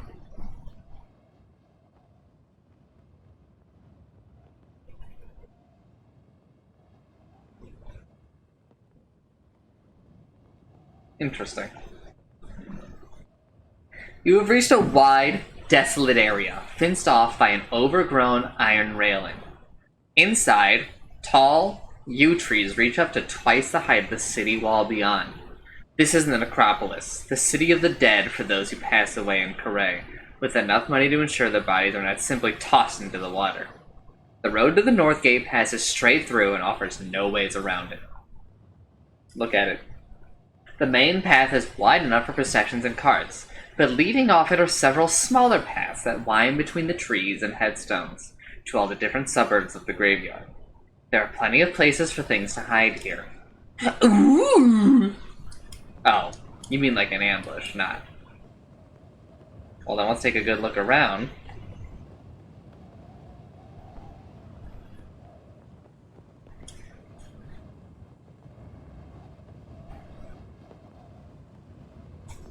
And then go in.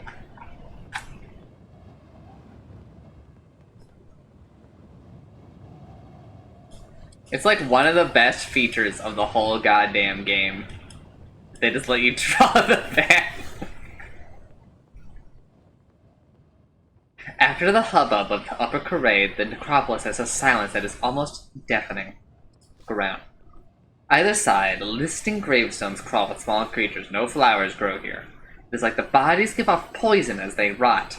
Everything here is dead, and yet this place is neither empty nor still.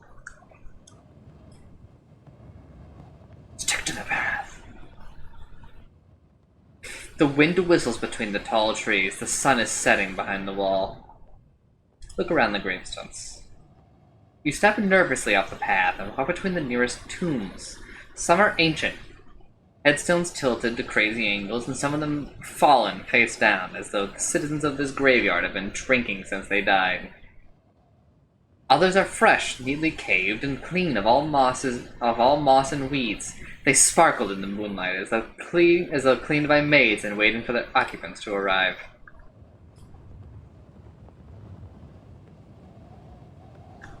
Can I do both? I would like to do both. Alright, Nameless, the newer or older graves? Man, I really wish I could go back to get that sword, but I would have to do all that fucking gambling again.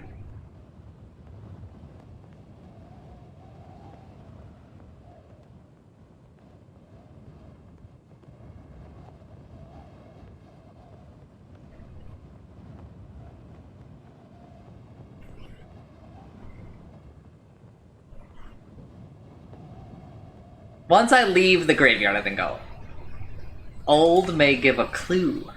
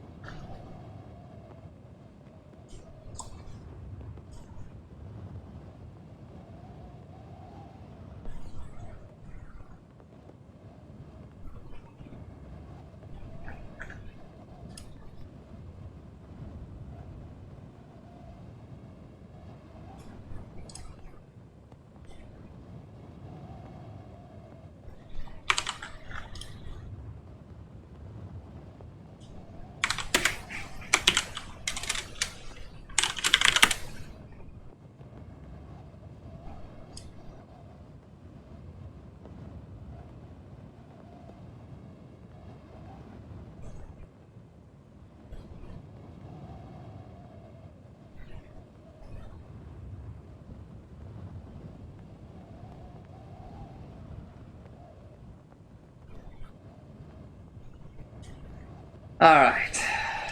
Old, he says.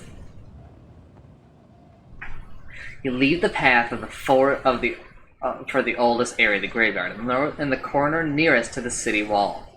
Most of the stones here are now mere rubble. A few statues lie face down in the mud. A tree is split through a carved stone coffin.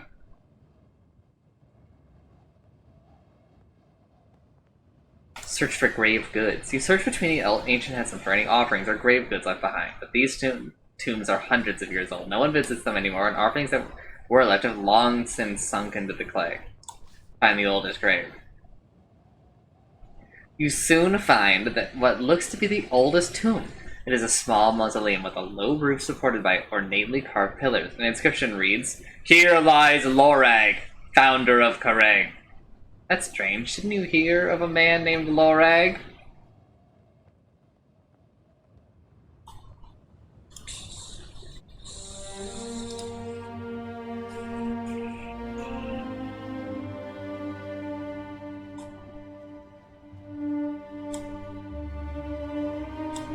Yes, I have.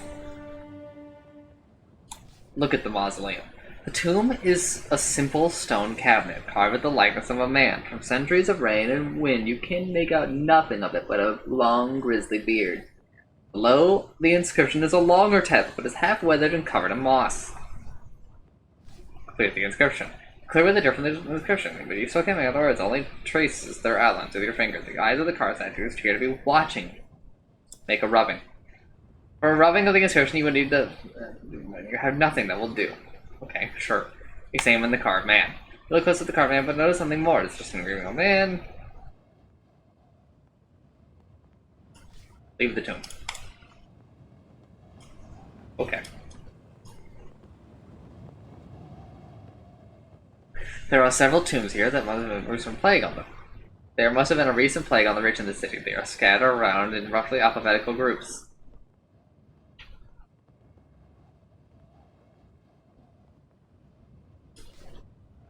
You browse around the tombs looking for a name you recognize, but none of them catch your eye. Something flitters past your face. A bat?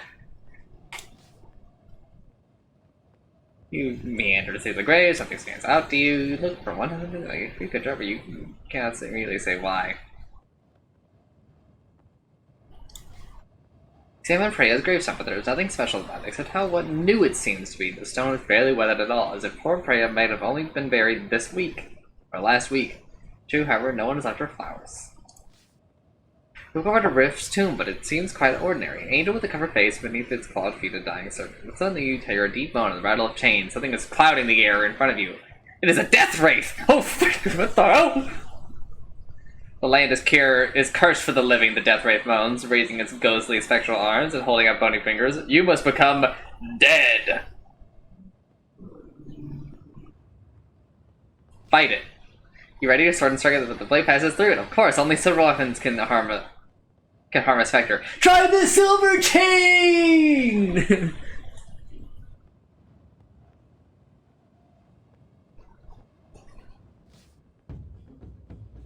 Thinking quickly, you dig up the chainmaker's silver chain is set and winded about one hand. The death wraith grins and leers closer. Okay, hold up.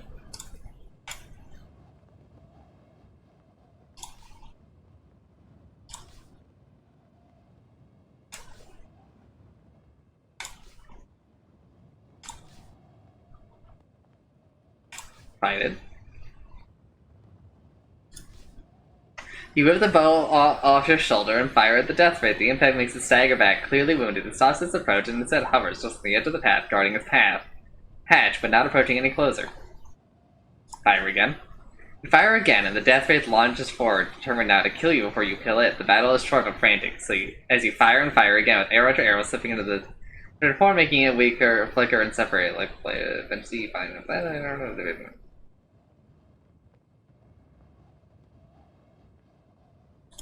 Okay, we're going back, and we're doing the chain, but I wanted to see like what happened with it though.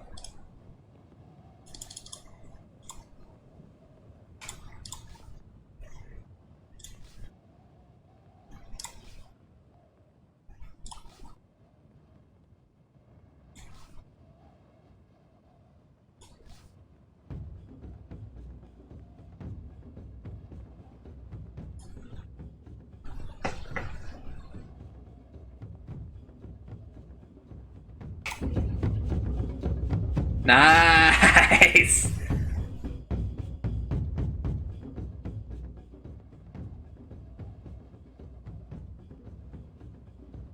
Shouldn't do too much.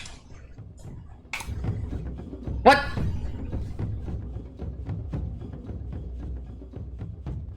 I thought, oh, okay.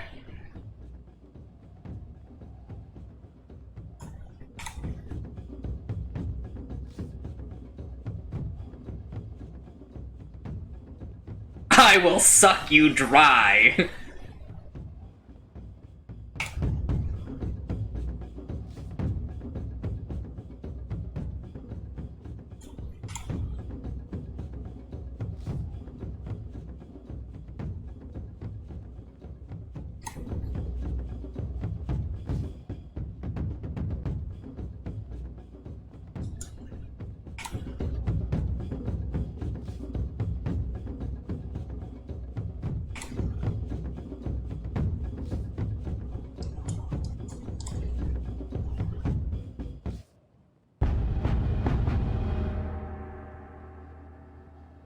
Whew.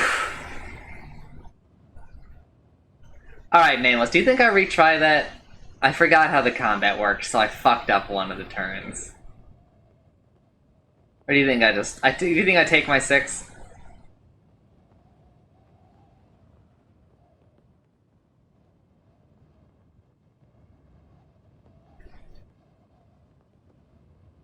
Six is no good! Alright. We definitely block our first one.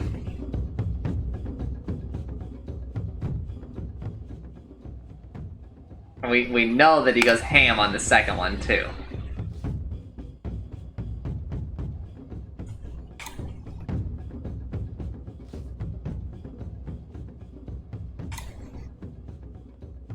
Damn. Oh... Okay.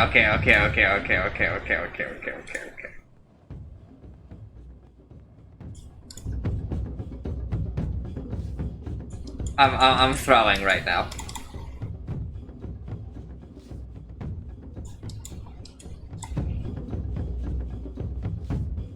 Damn, there is like no easy way to reset fights. Is this? No, this is not fast.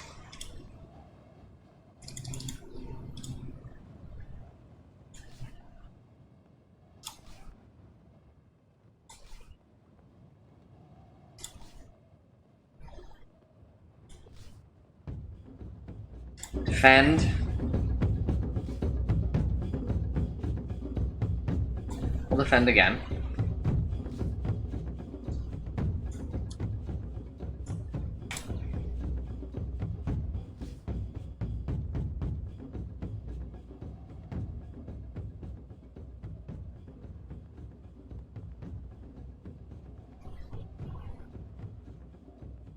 Do we attack again? Or do we defend?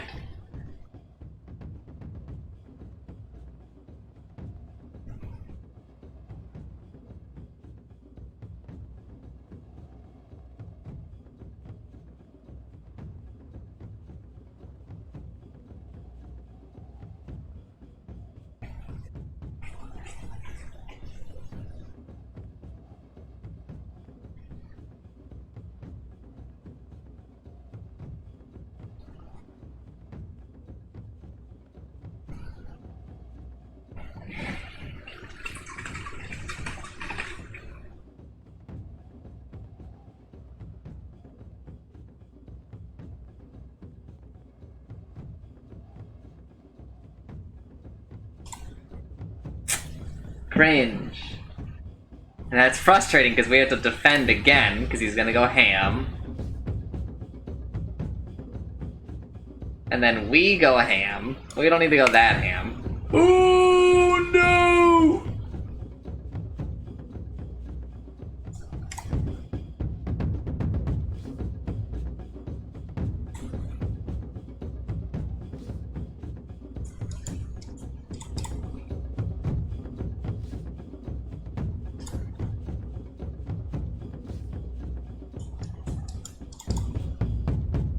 Damn.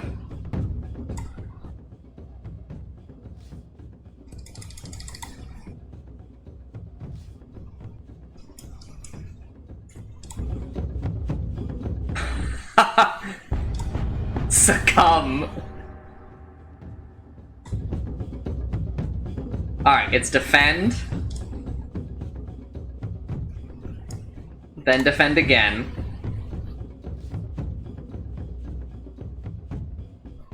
Then just a light attack.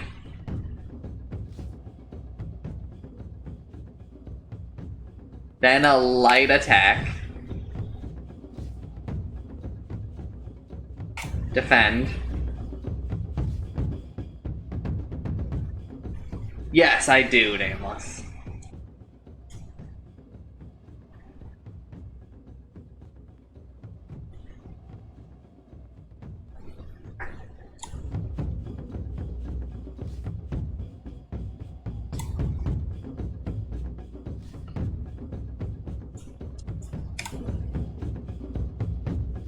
Alright, that's good. We take 4. You hurry back onto the path before the creature can rise again. In the fields of the graveyard, you will see other specters rising from the earth. Nameless, what the hell? I didn't get anything!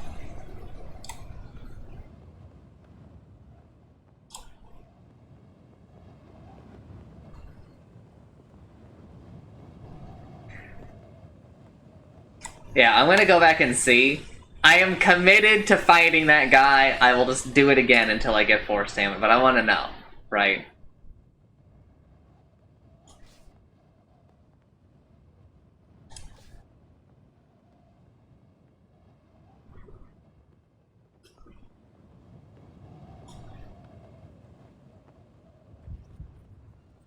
Alright, Nameless.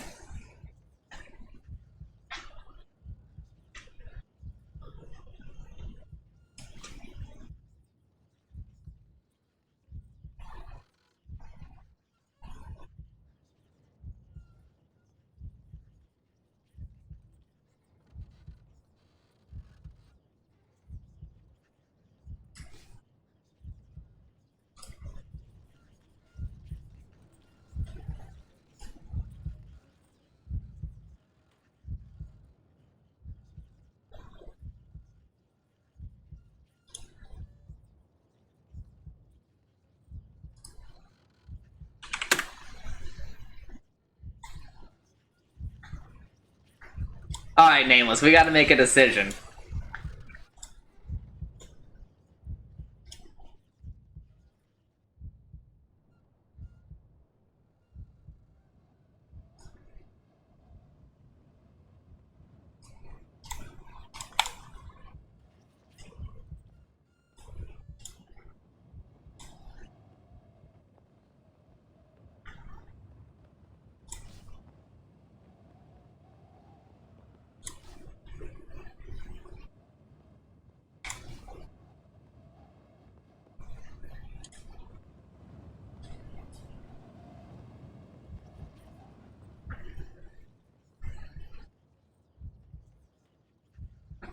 Alright, fuck it, I'm doing this. It's more interesting.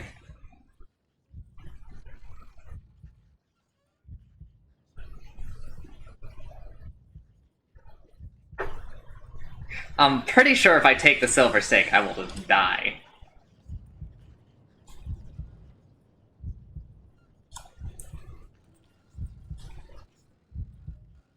The air? Okay, let me go back. Why would I cast a spell?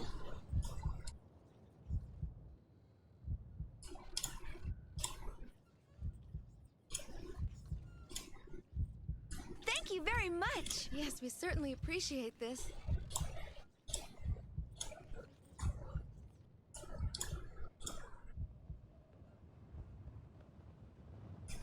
Thanks for gifting us something Nameless, Killer Vidal. I appreciate it.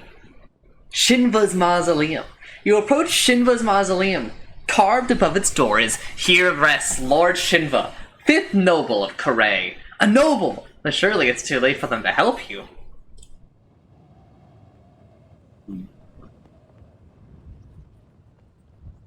The door to Shinva's mausoleum seems to be unlocked, and it is a crack ajar, as though someone regularly came and went. Just in front of it is a ring of little mushrooms growing up against the front step of the mausoleum. Look at the ring. You crouch down to look at the mushrooms. They look highly poisonous, not least because you cannot see a single insect crawling around or under any of them. Unusually, the ring itself is also perfectly circular in shape. That means it's a fucking teleporting circle, chat. We learned about this from the assassin that we helped out. That means that it's a teleportation circle. We cannot enter it. In the center, something silver glints. A stake pushed into the soft soil. Let's look at our available spells, because Nameless wants to know. Now, my only thing that I'm thinking about is the silver stake in the middle might ruin the perfect circle, but I can't remember if there's stuff that's allowed to be in the middle, right?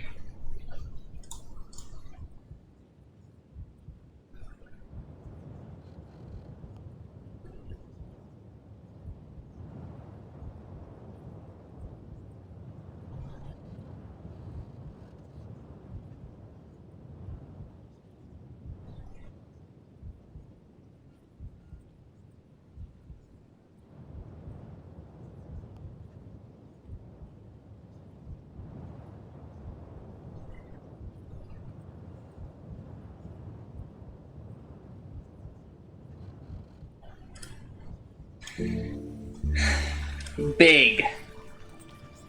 Grow in size. No, I don't think I will. Good old sus? I don't think we need to sus. Mag? Protect from magic. I don't feel the need. I think we just go around.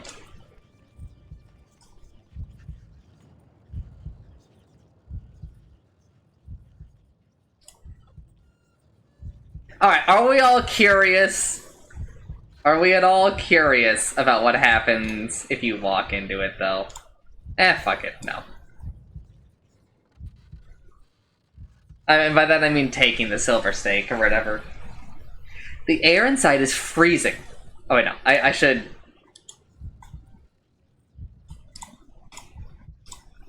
You make a run up and jump clear over the circle of mushrooms, landing on the step of the mausoleum.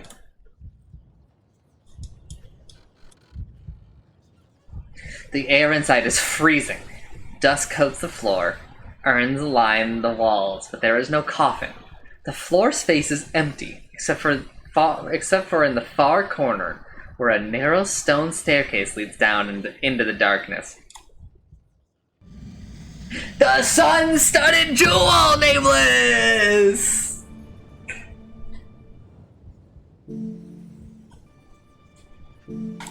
Stop. Yeah. I'm maybe willing to try out a dop.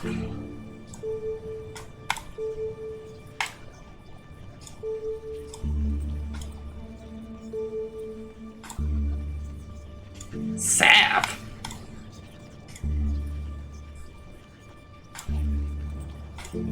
Sun. Sus. You know what? Let's hit him with a sus, I think. You cast a spell clearing your mind to allow a calm inner voice to speak. It warns you that in the lower level contains a dangerous death wraith who can only be defeated by weapons made of silver. There is also a trap on the floor, which will prevent you from escaping here. Alright, fuck it, we'll just go then.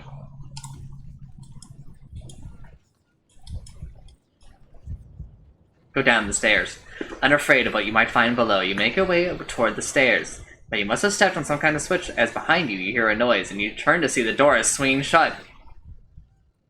Let it close. You stay back, not wanting to be crushed by the heavy stone door. It seals with a bang, and you are plunged in darkness, filled only with the sound of your own breathing. And one other noise. A distant rattle of chains. In the dark. The echo of the slamming door circles the room. Things are moving across the flagstones. Light the tinderbox. You fumble for the tinderbox and strike it. A spark flashes, but without any tinder, the flame cannot catch and goes dark just as quickly as it is lit. Burn my spellbook!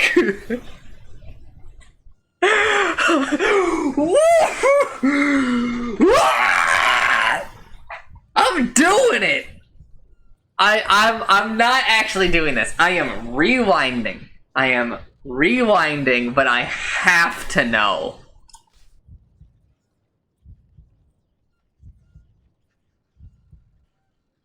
With a heavy heart, you open the spellbook and strike the tinderbox. A spark lands on the page of the sun spell and quickly ignites. The book erupts into a powerful flame.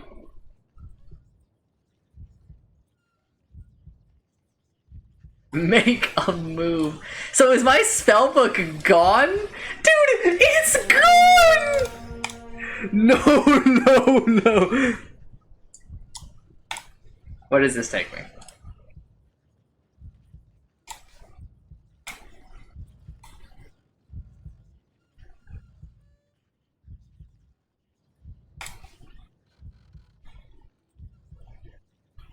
According to Germa, at the start of the game, you can just choose to not enter a hut and just go the entire game without your spellbook.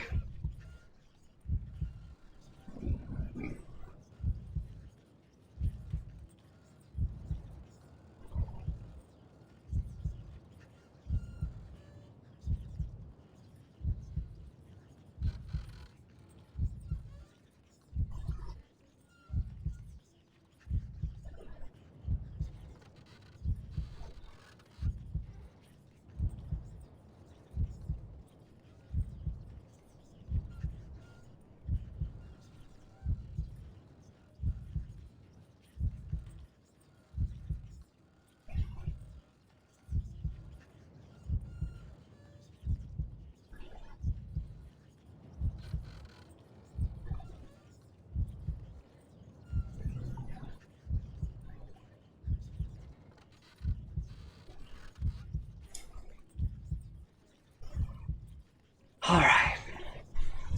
In the dark.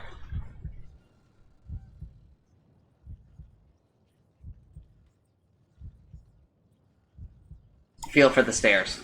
You feel your way over to the stairs, moving carefully so as not to throw yourself down them by accident. Finally, your foot finds the top step.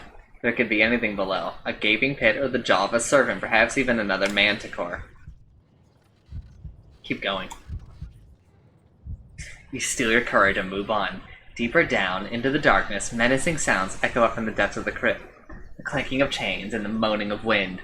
Perhaps there is some kind of machine down here. Perhaps a mechanism that operated the door. Surely it can be nothing worse. Freeze. You stop still. Something reaches out and touches your neck with an ice-cold grip that tightens and tightens. Fight! You grab off whoever... Oh, fuck. I'm gonna die. You grab off whoever's holding you, but either they are made of air or they dance around you, escaping your arms. Either way, you cannot reach them. You begin to choke.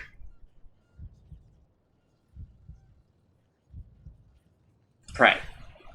You try to whisper a final prayer to the ape, but the wraith only lasts as it chokes. The last words... Oh, fuck.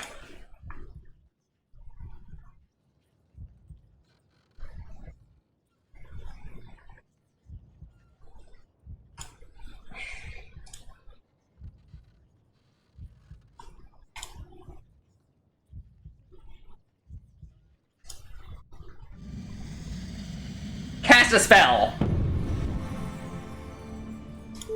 Tell me it's not sus. Okay, it's not sus.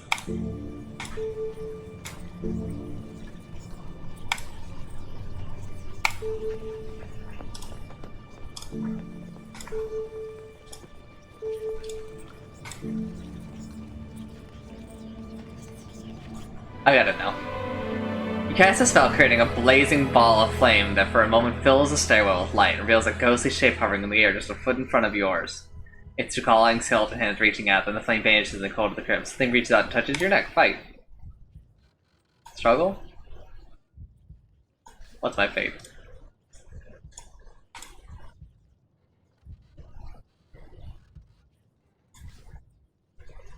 Bite.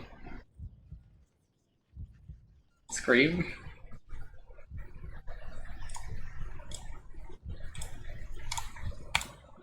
There's gotta be a way! Listen, the gem was a good idea. 15 gold was a steep price. I forgot how good...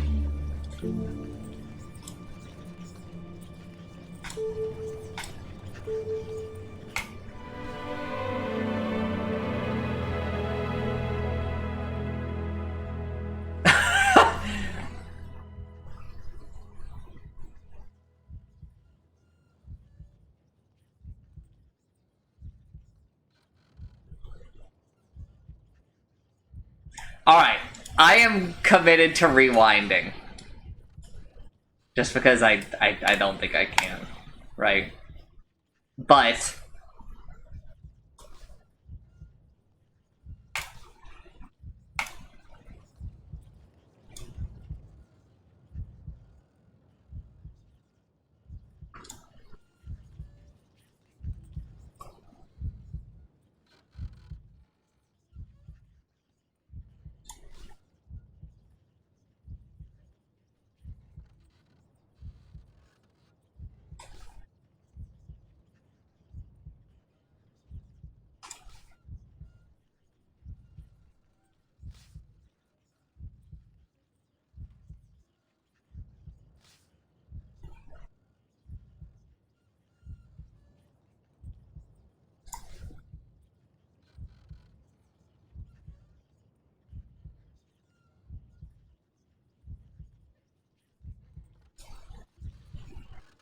What the hell?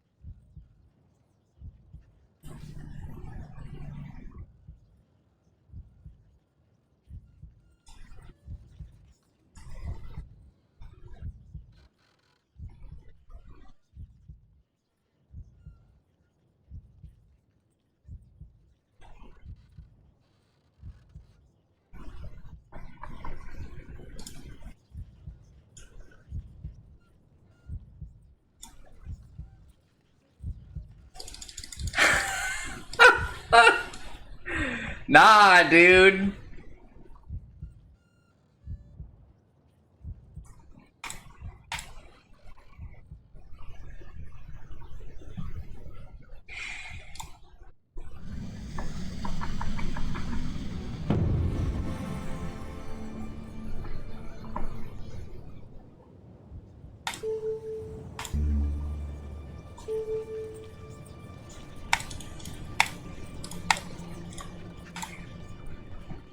What do we do?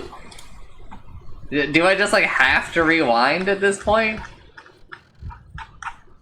Losing the spell book is just like not an option. The game, I think, honestly just becomes so boring.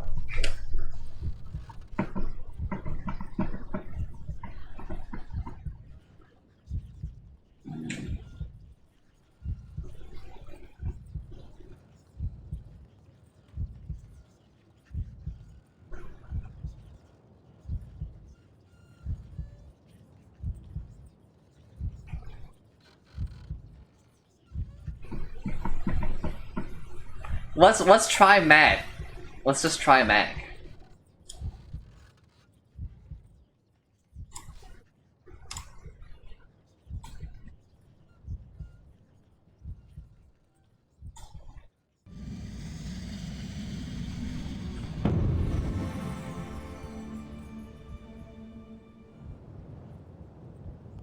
Huh?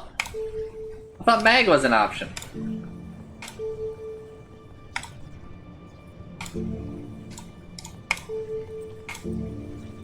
Oh, fire, fuck.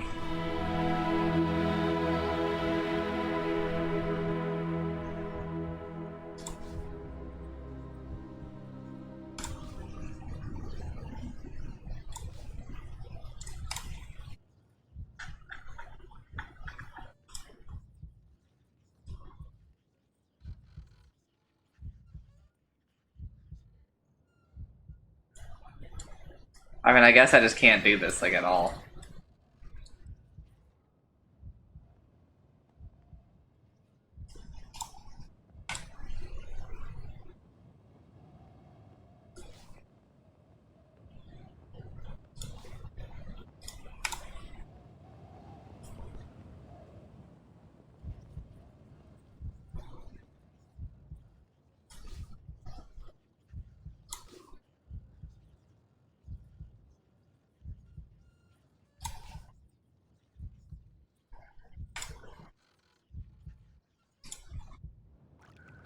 Holy birch!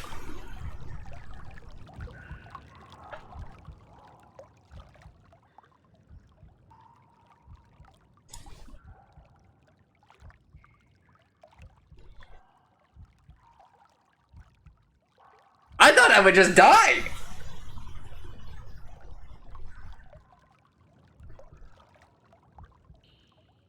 Because they said that you could, like, teleport into walls. And just die.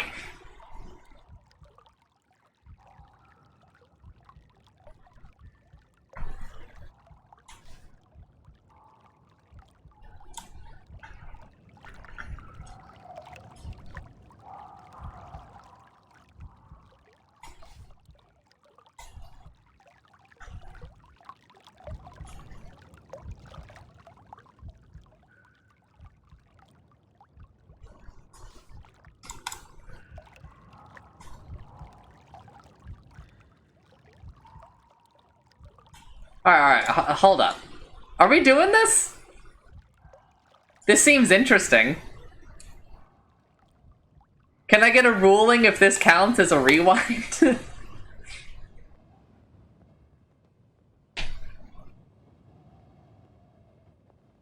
I've tried to have rulings on certain rewinds, because, like, sometimes the shit's just, like, more interesting, right?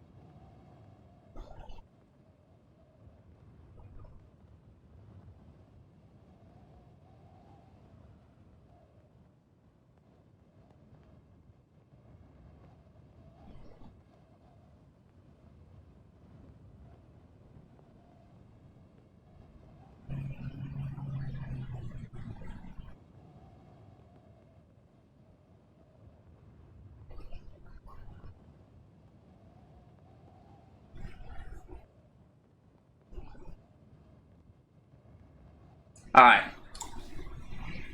Nameless has given blessing to do this.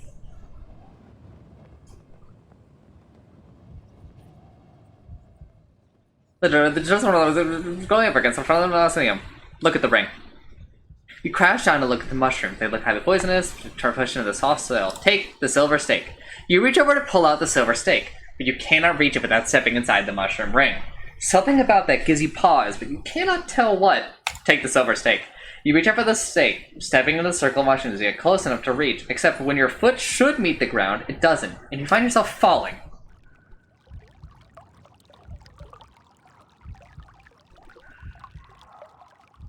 You are floating slowly down through the air, turning over and over. You are in pitch blackness. You cannot see a thing. Then a spot of light appears. It grows wider and wider until finally you emerge to a fate that is nearly worse than death. Staying in a sewer. You have landed in this disgusting pile of unbelievable filth. Slime, excrement, sludge, dung, and dregs all the way up to your neck. You are evidently in the sewers of Corée. Wait, get up. You start to struggle up to your feet when a splashing sound to your left draws your attention to a small opening in the wall right next to your ear. Something is coming. Duck to avoid it.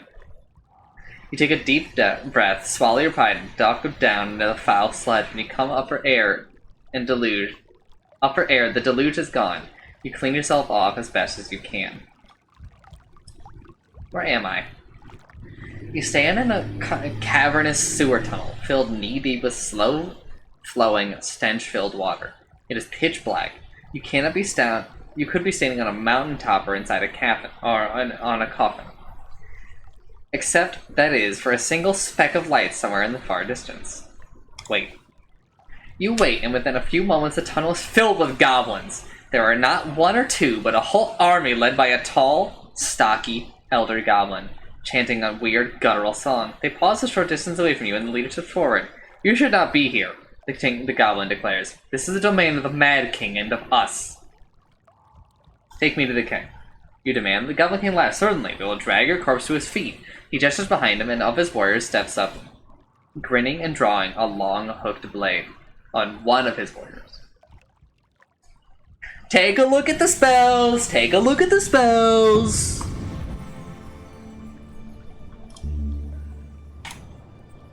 Tell me that Gob is available. God.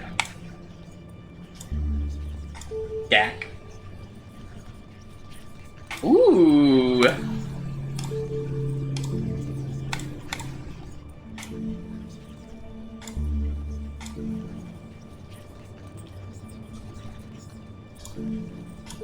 Pop.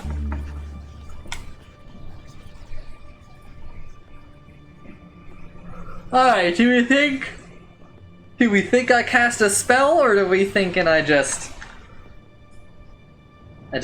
do it?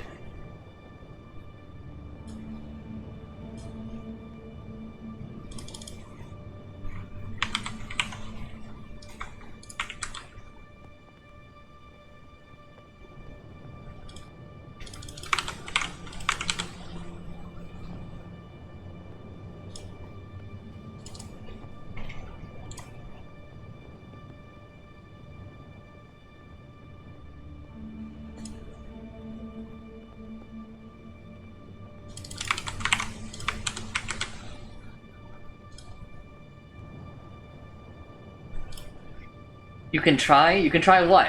Just fighting, or do you want to cast a spell? I want to cast a spell.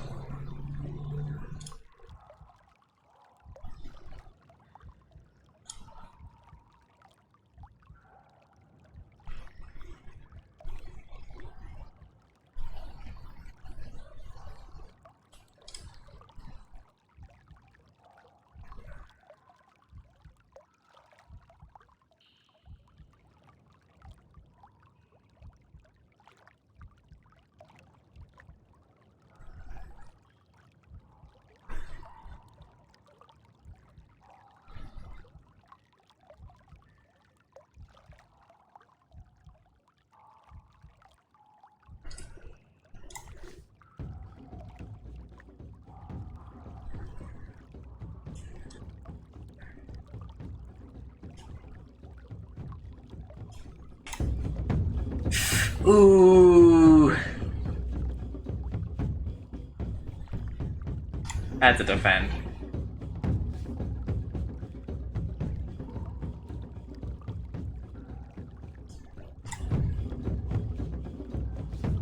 He's gaming on me?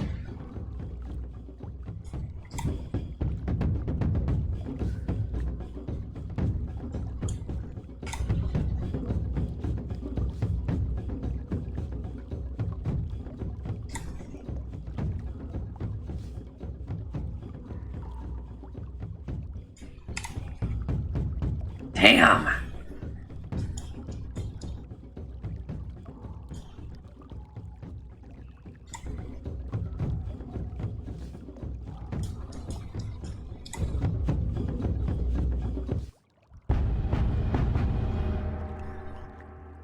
Nameless, we can do better.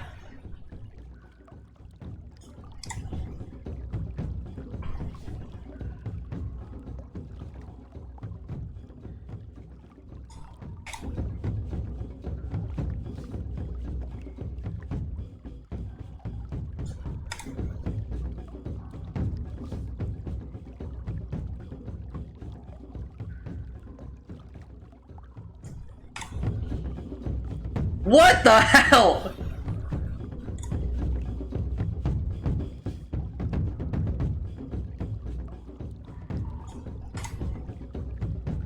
Nameless.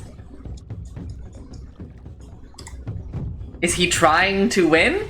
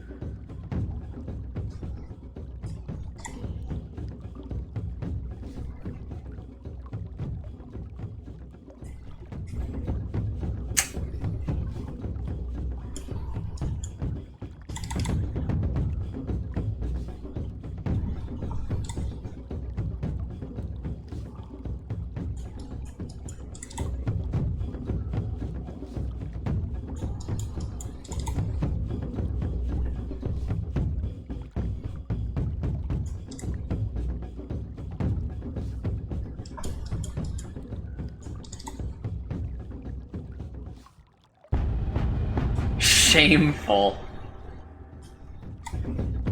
Oh! He came out swinging. I wish that there was like a quick reset on the fight.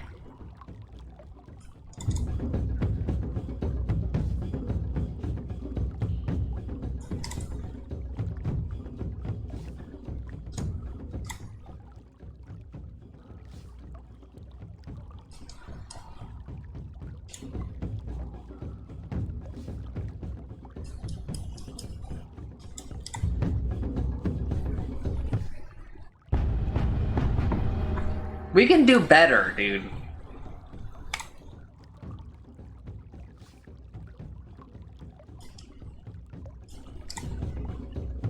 Damn.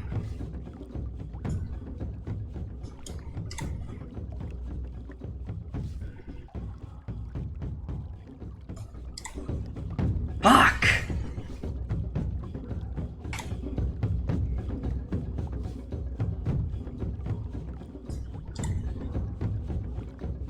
Stop blocking!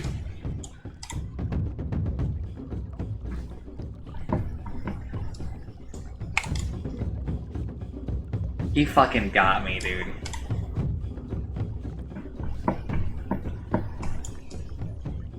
Nameless, he's input reading.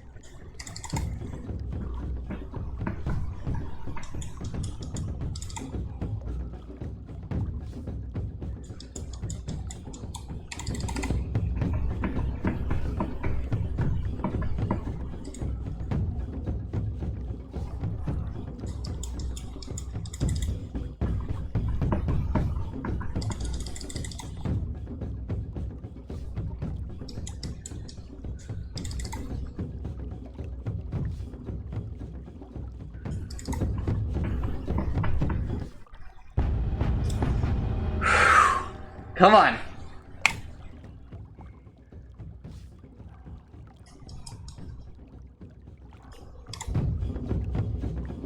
Nice.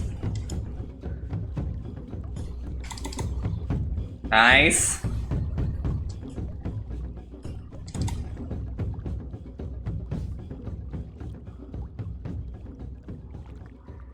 Yeah, the minimum that you can do and do damage is 0.1.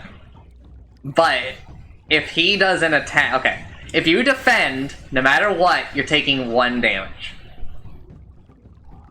Or, you know, unless they also defend, right?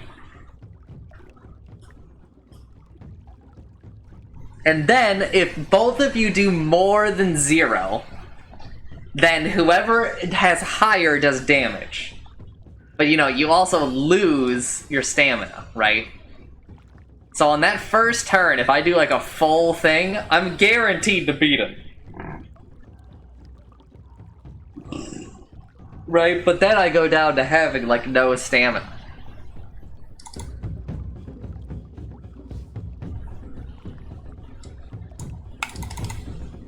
Fuck, he's got me. I'm taking 1 damage here. I'm washed.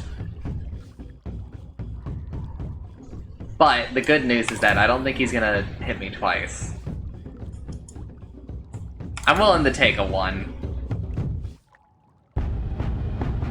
Decent dueling. We're gonna continue on with 1. The goblin leader laughs. He gestures another of his minions to face you. Whoo!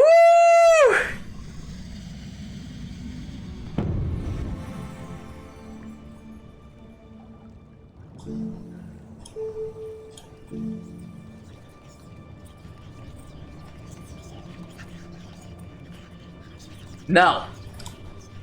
We will prove ourselves through combat.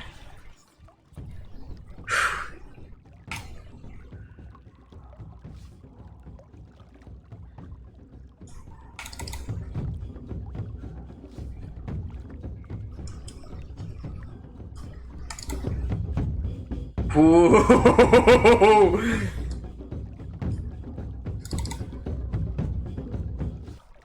Nice!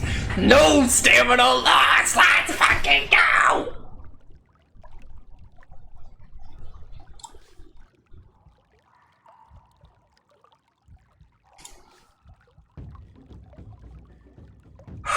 Alright. We defend.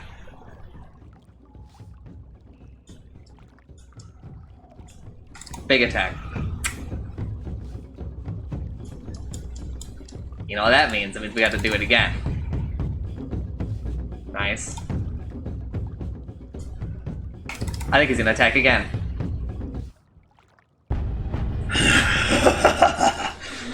You maintain your attack on that creature! You dart forward and push the tip of your blade on towards its arm. You've defeated the goblin. The first signs of genuine fear showing on the goblin leader's face. He instructs 1 more of the soldiers to draw its sword. Ack. Defend. Okay. It stares at you fearfully.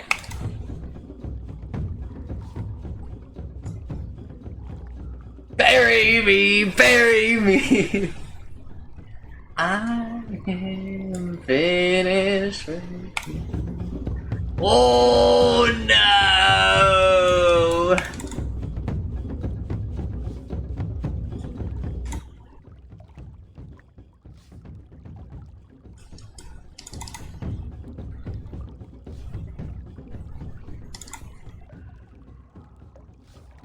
I should just be able to, like, 4 every turn now.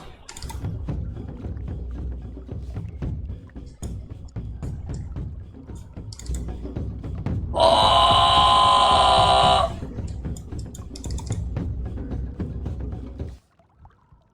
Shameful.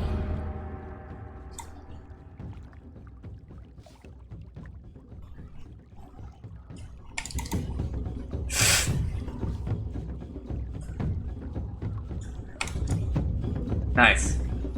4 damage! We defend after that.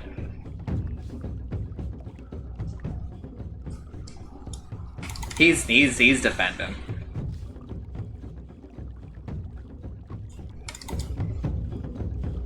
I thought there was a chance.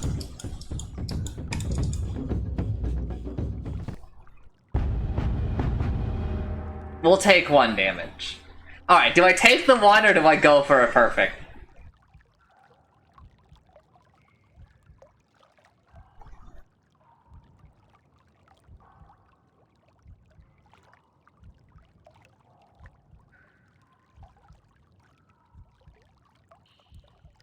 Vote now on your phones.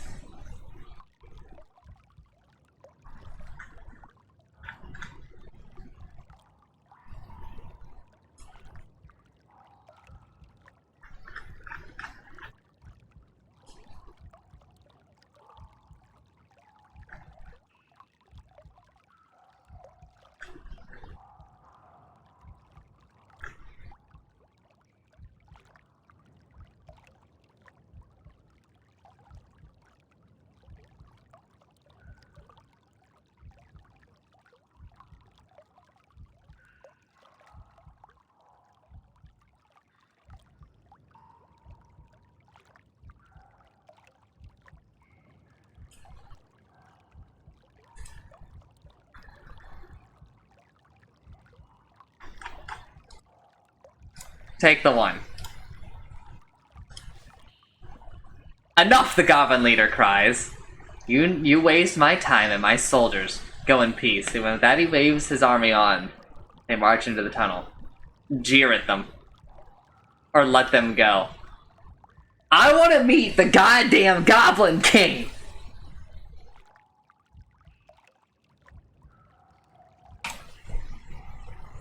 You call and jeer at the goblins as they pass, but they are well trained. Even the grunts at the back ignore you. At the rear are 2 goblin generals. How many more soldiers does the Mad King want? The first asks the second as they pass your position. Thousands, the second replies. Then sits, but he'll get what he gets. That he will, the first agrees, testing his blade on his thumb. The 2 walk on, still make a move. The goblins are tramping away up the sewer. You have found 1 new clue.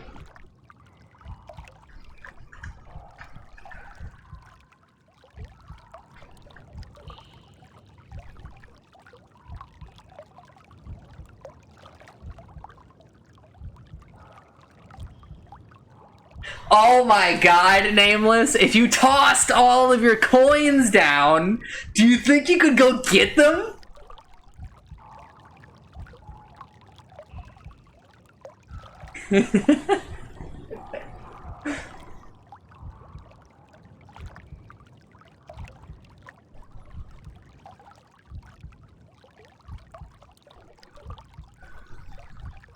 Whoa. Sorcery is such a fucking good game, dude.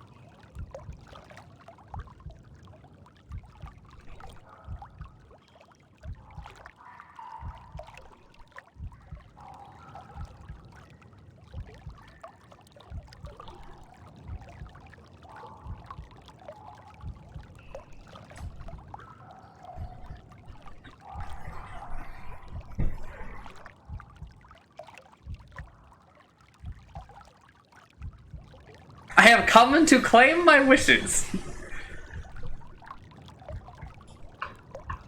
Alright, follow the goblins or head the other way.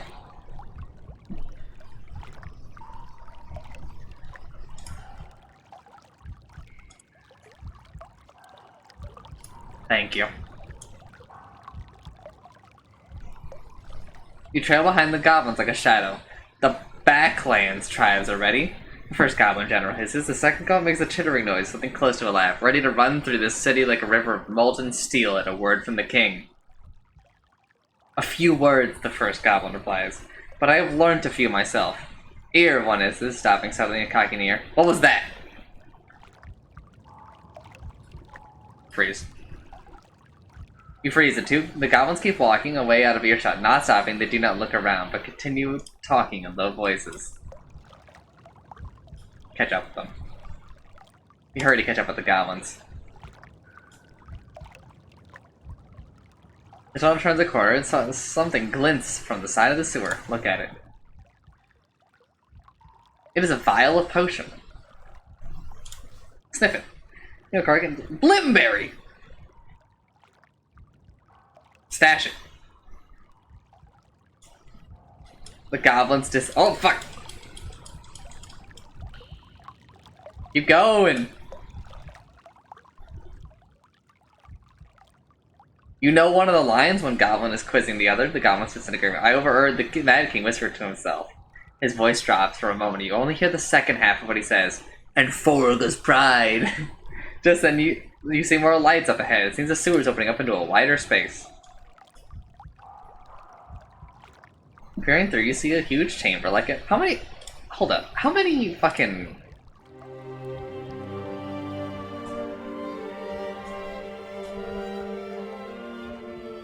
Four doses of blimberry juice, dude.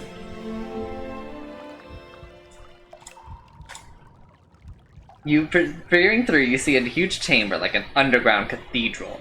Water pours in through narrow channels and opening high in the walls, and several wooden ladders disappear upwards.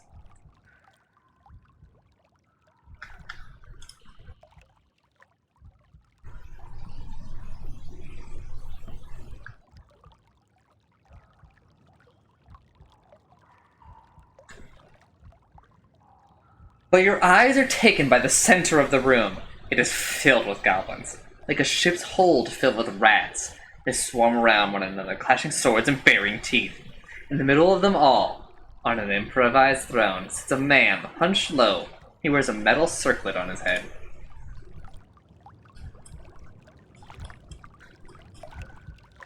And that is where we're gonna call it.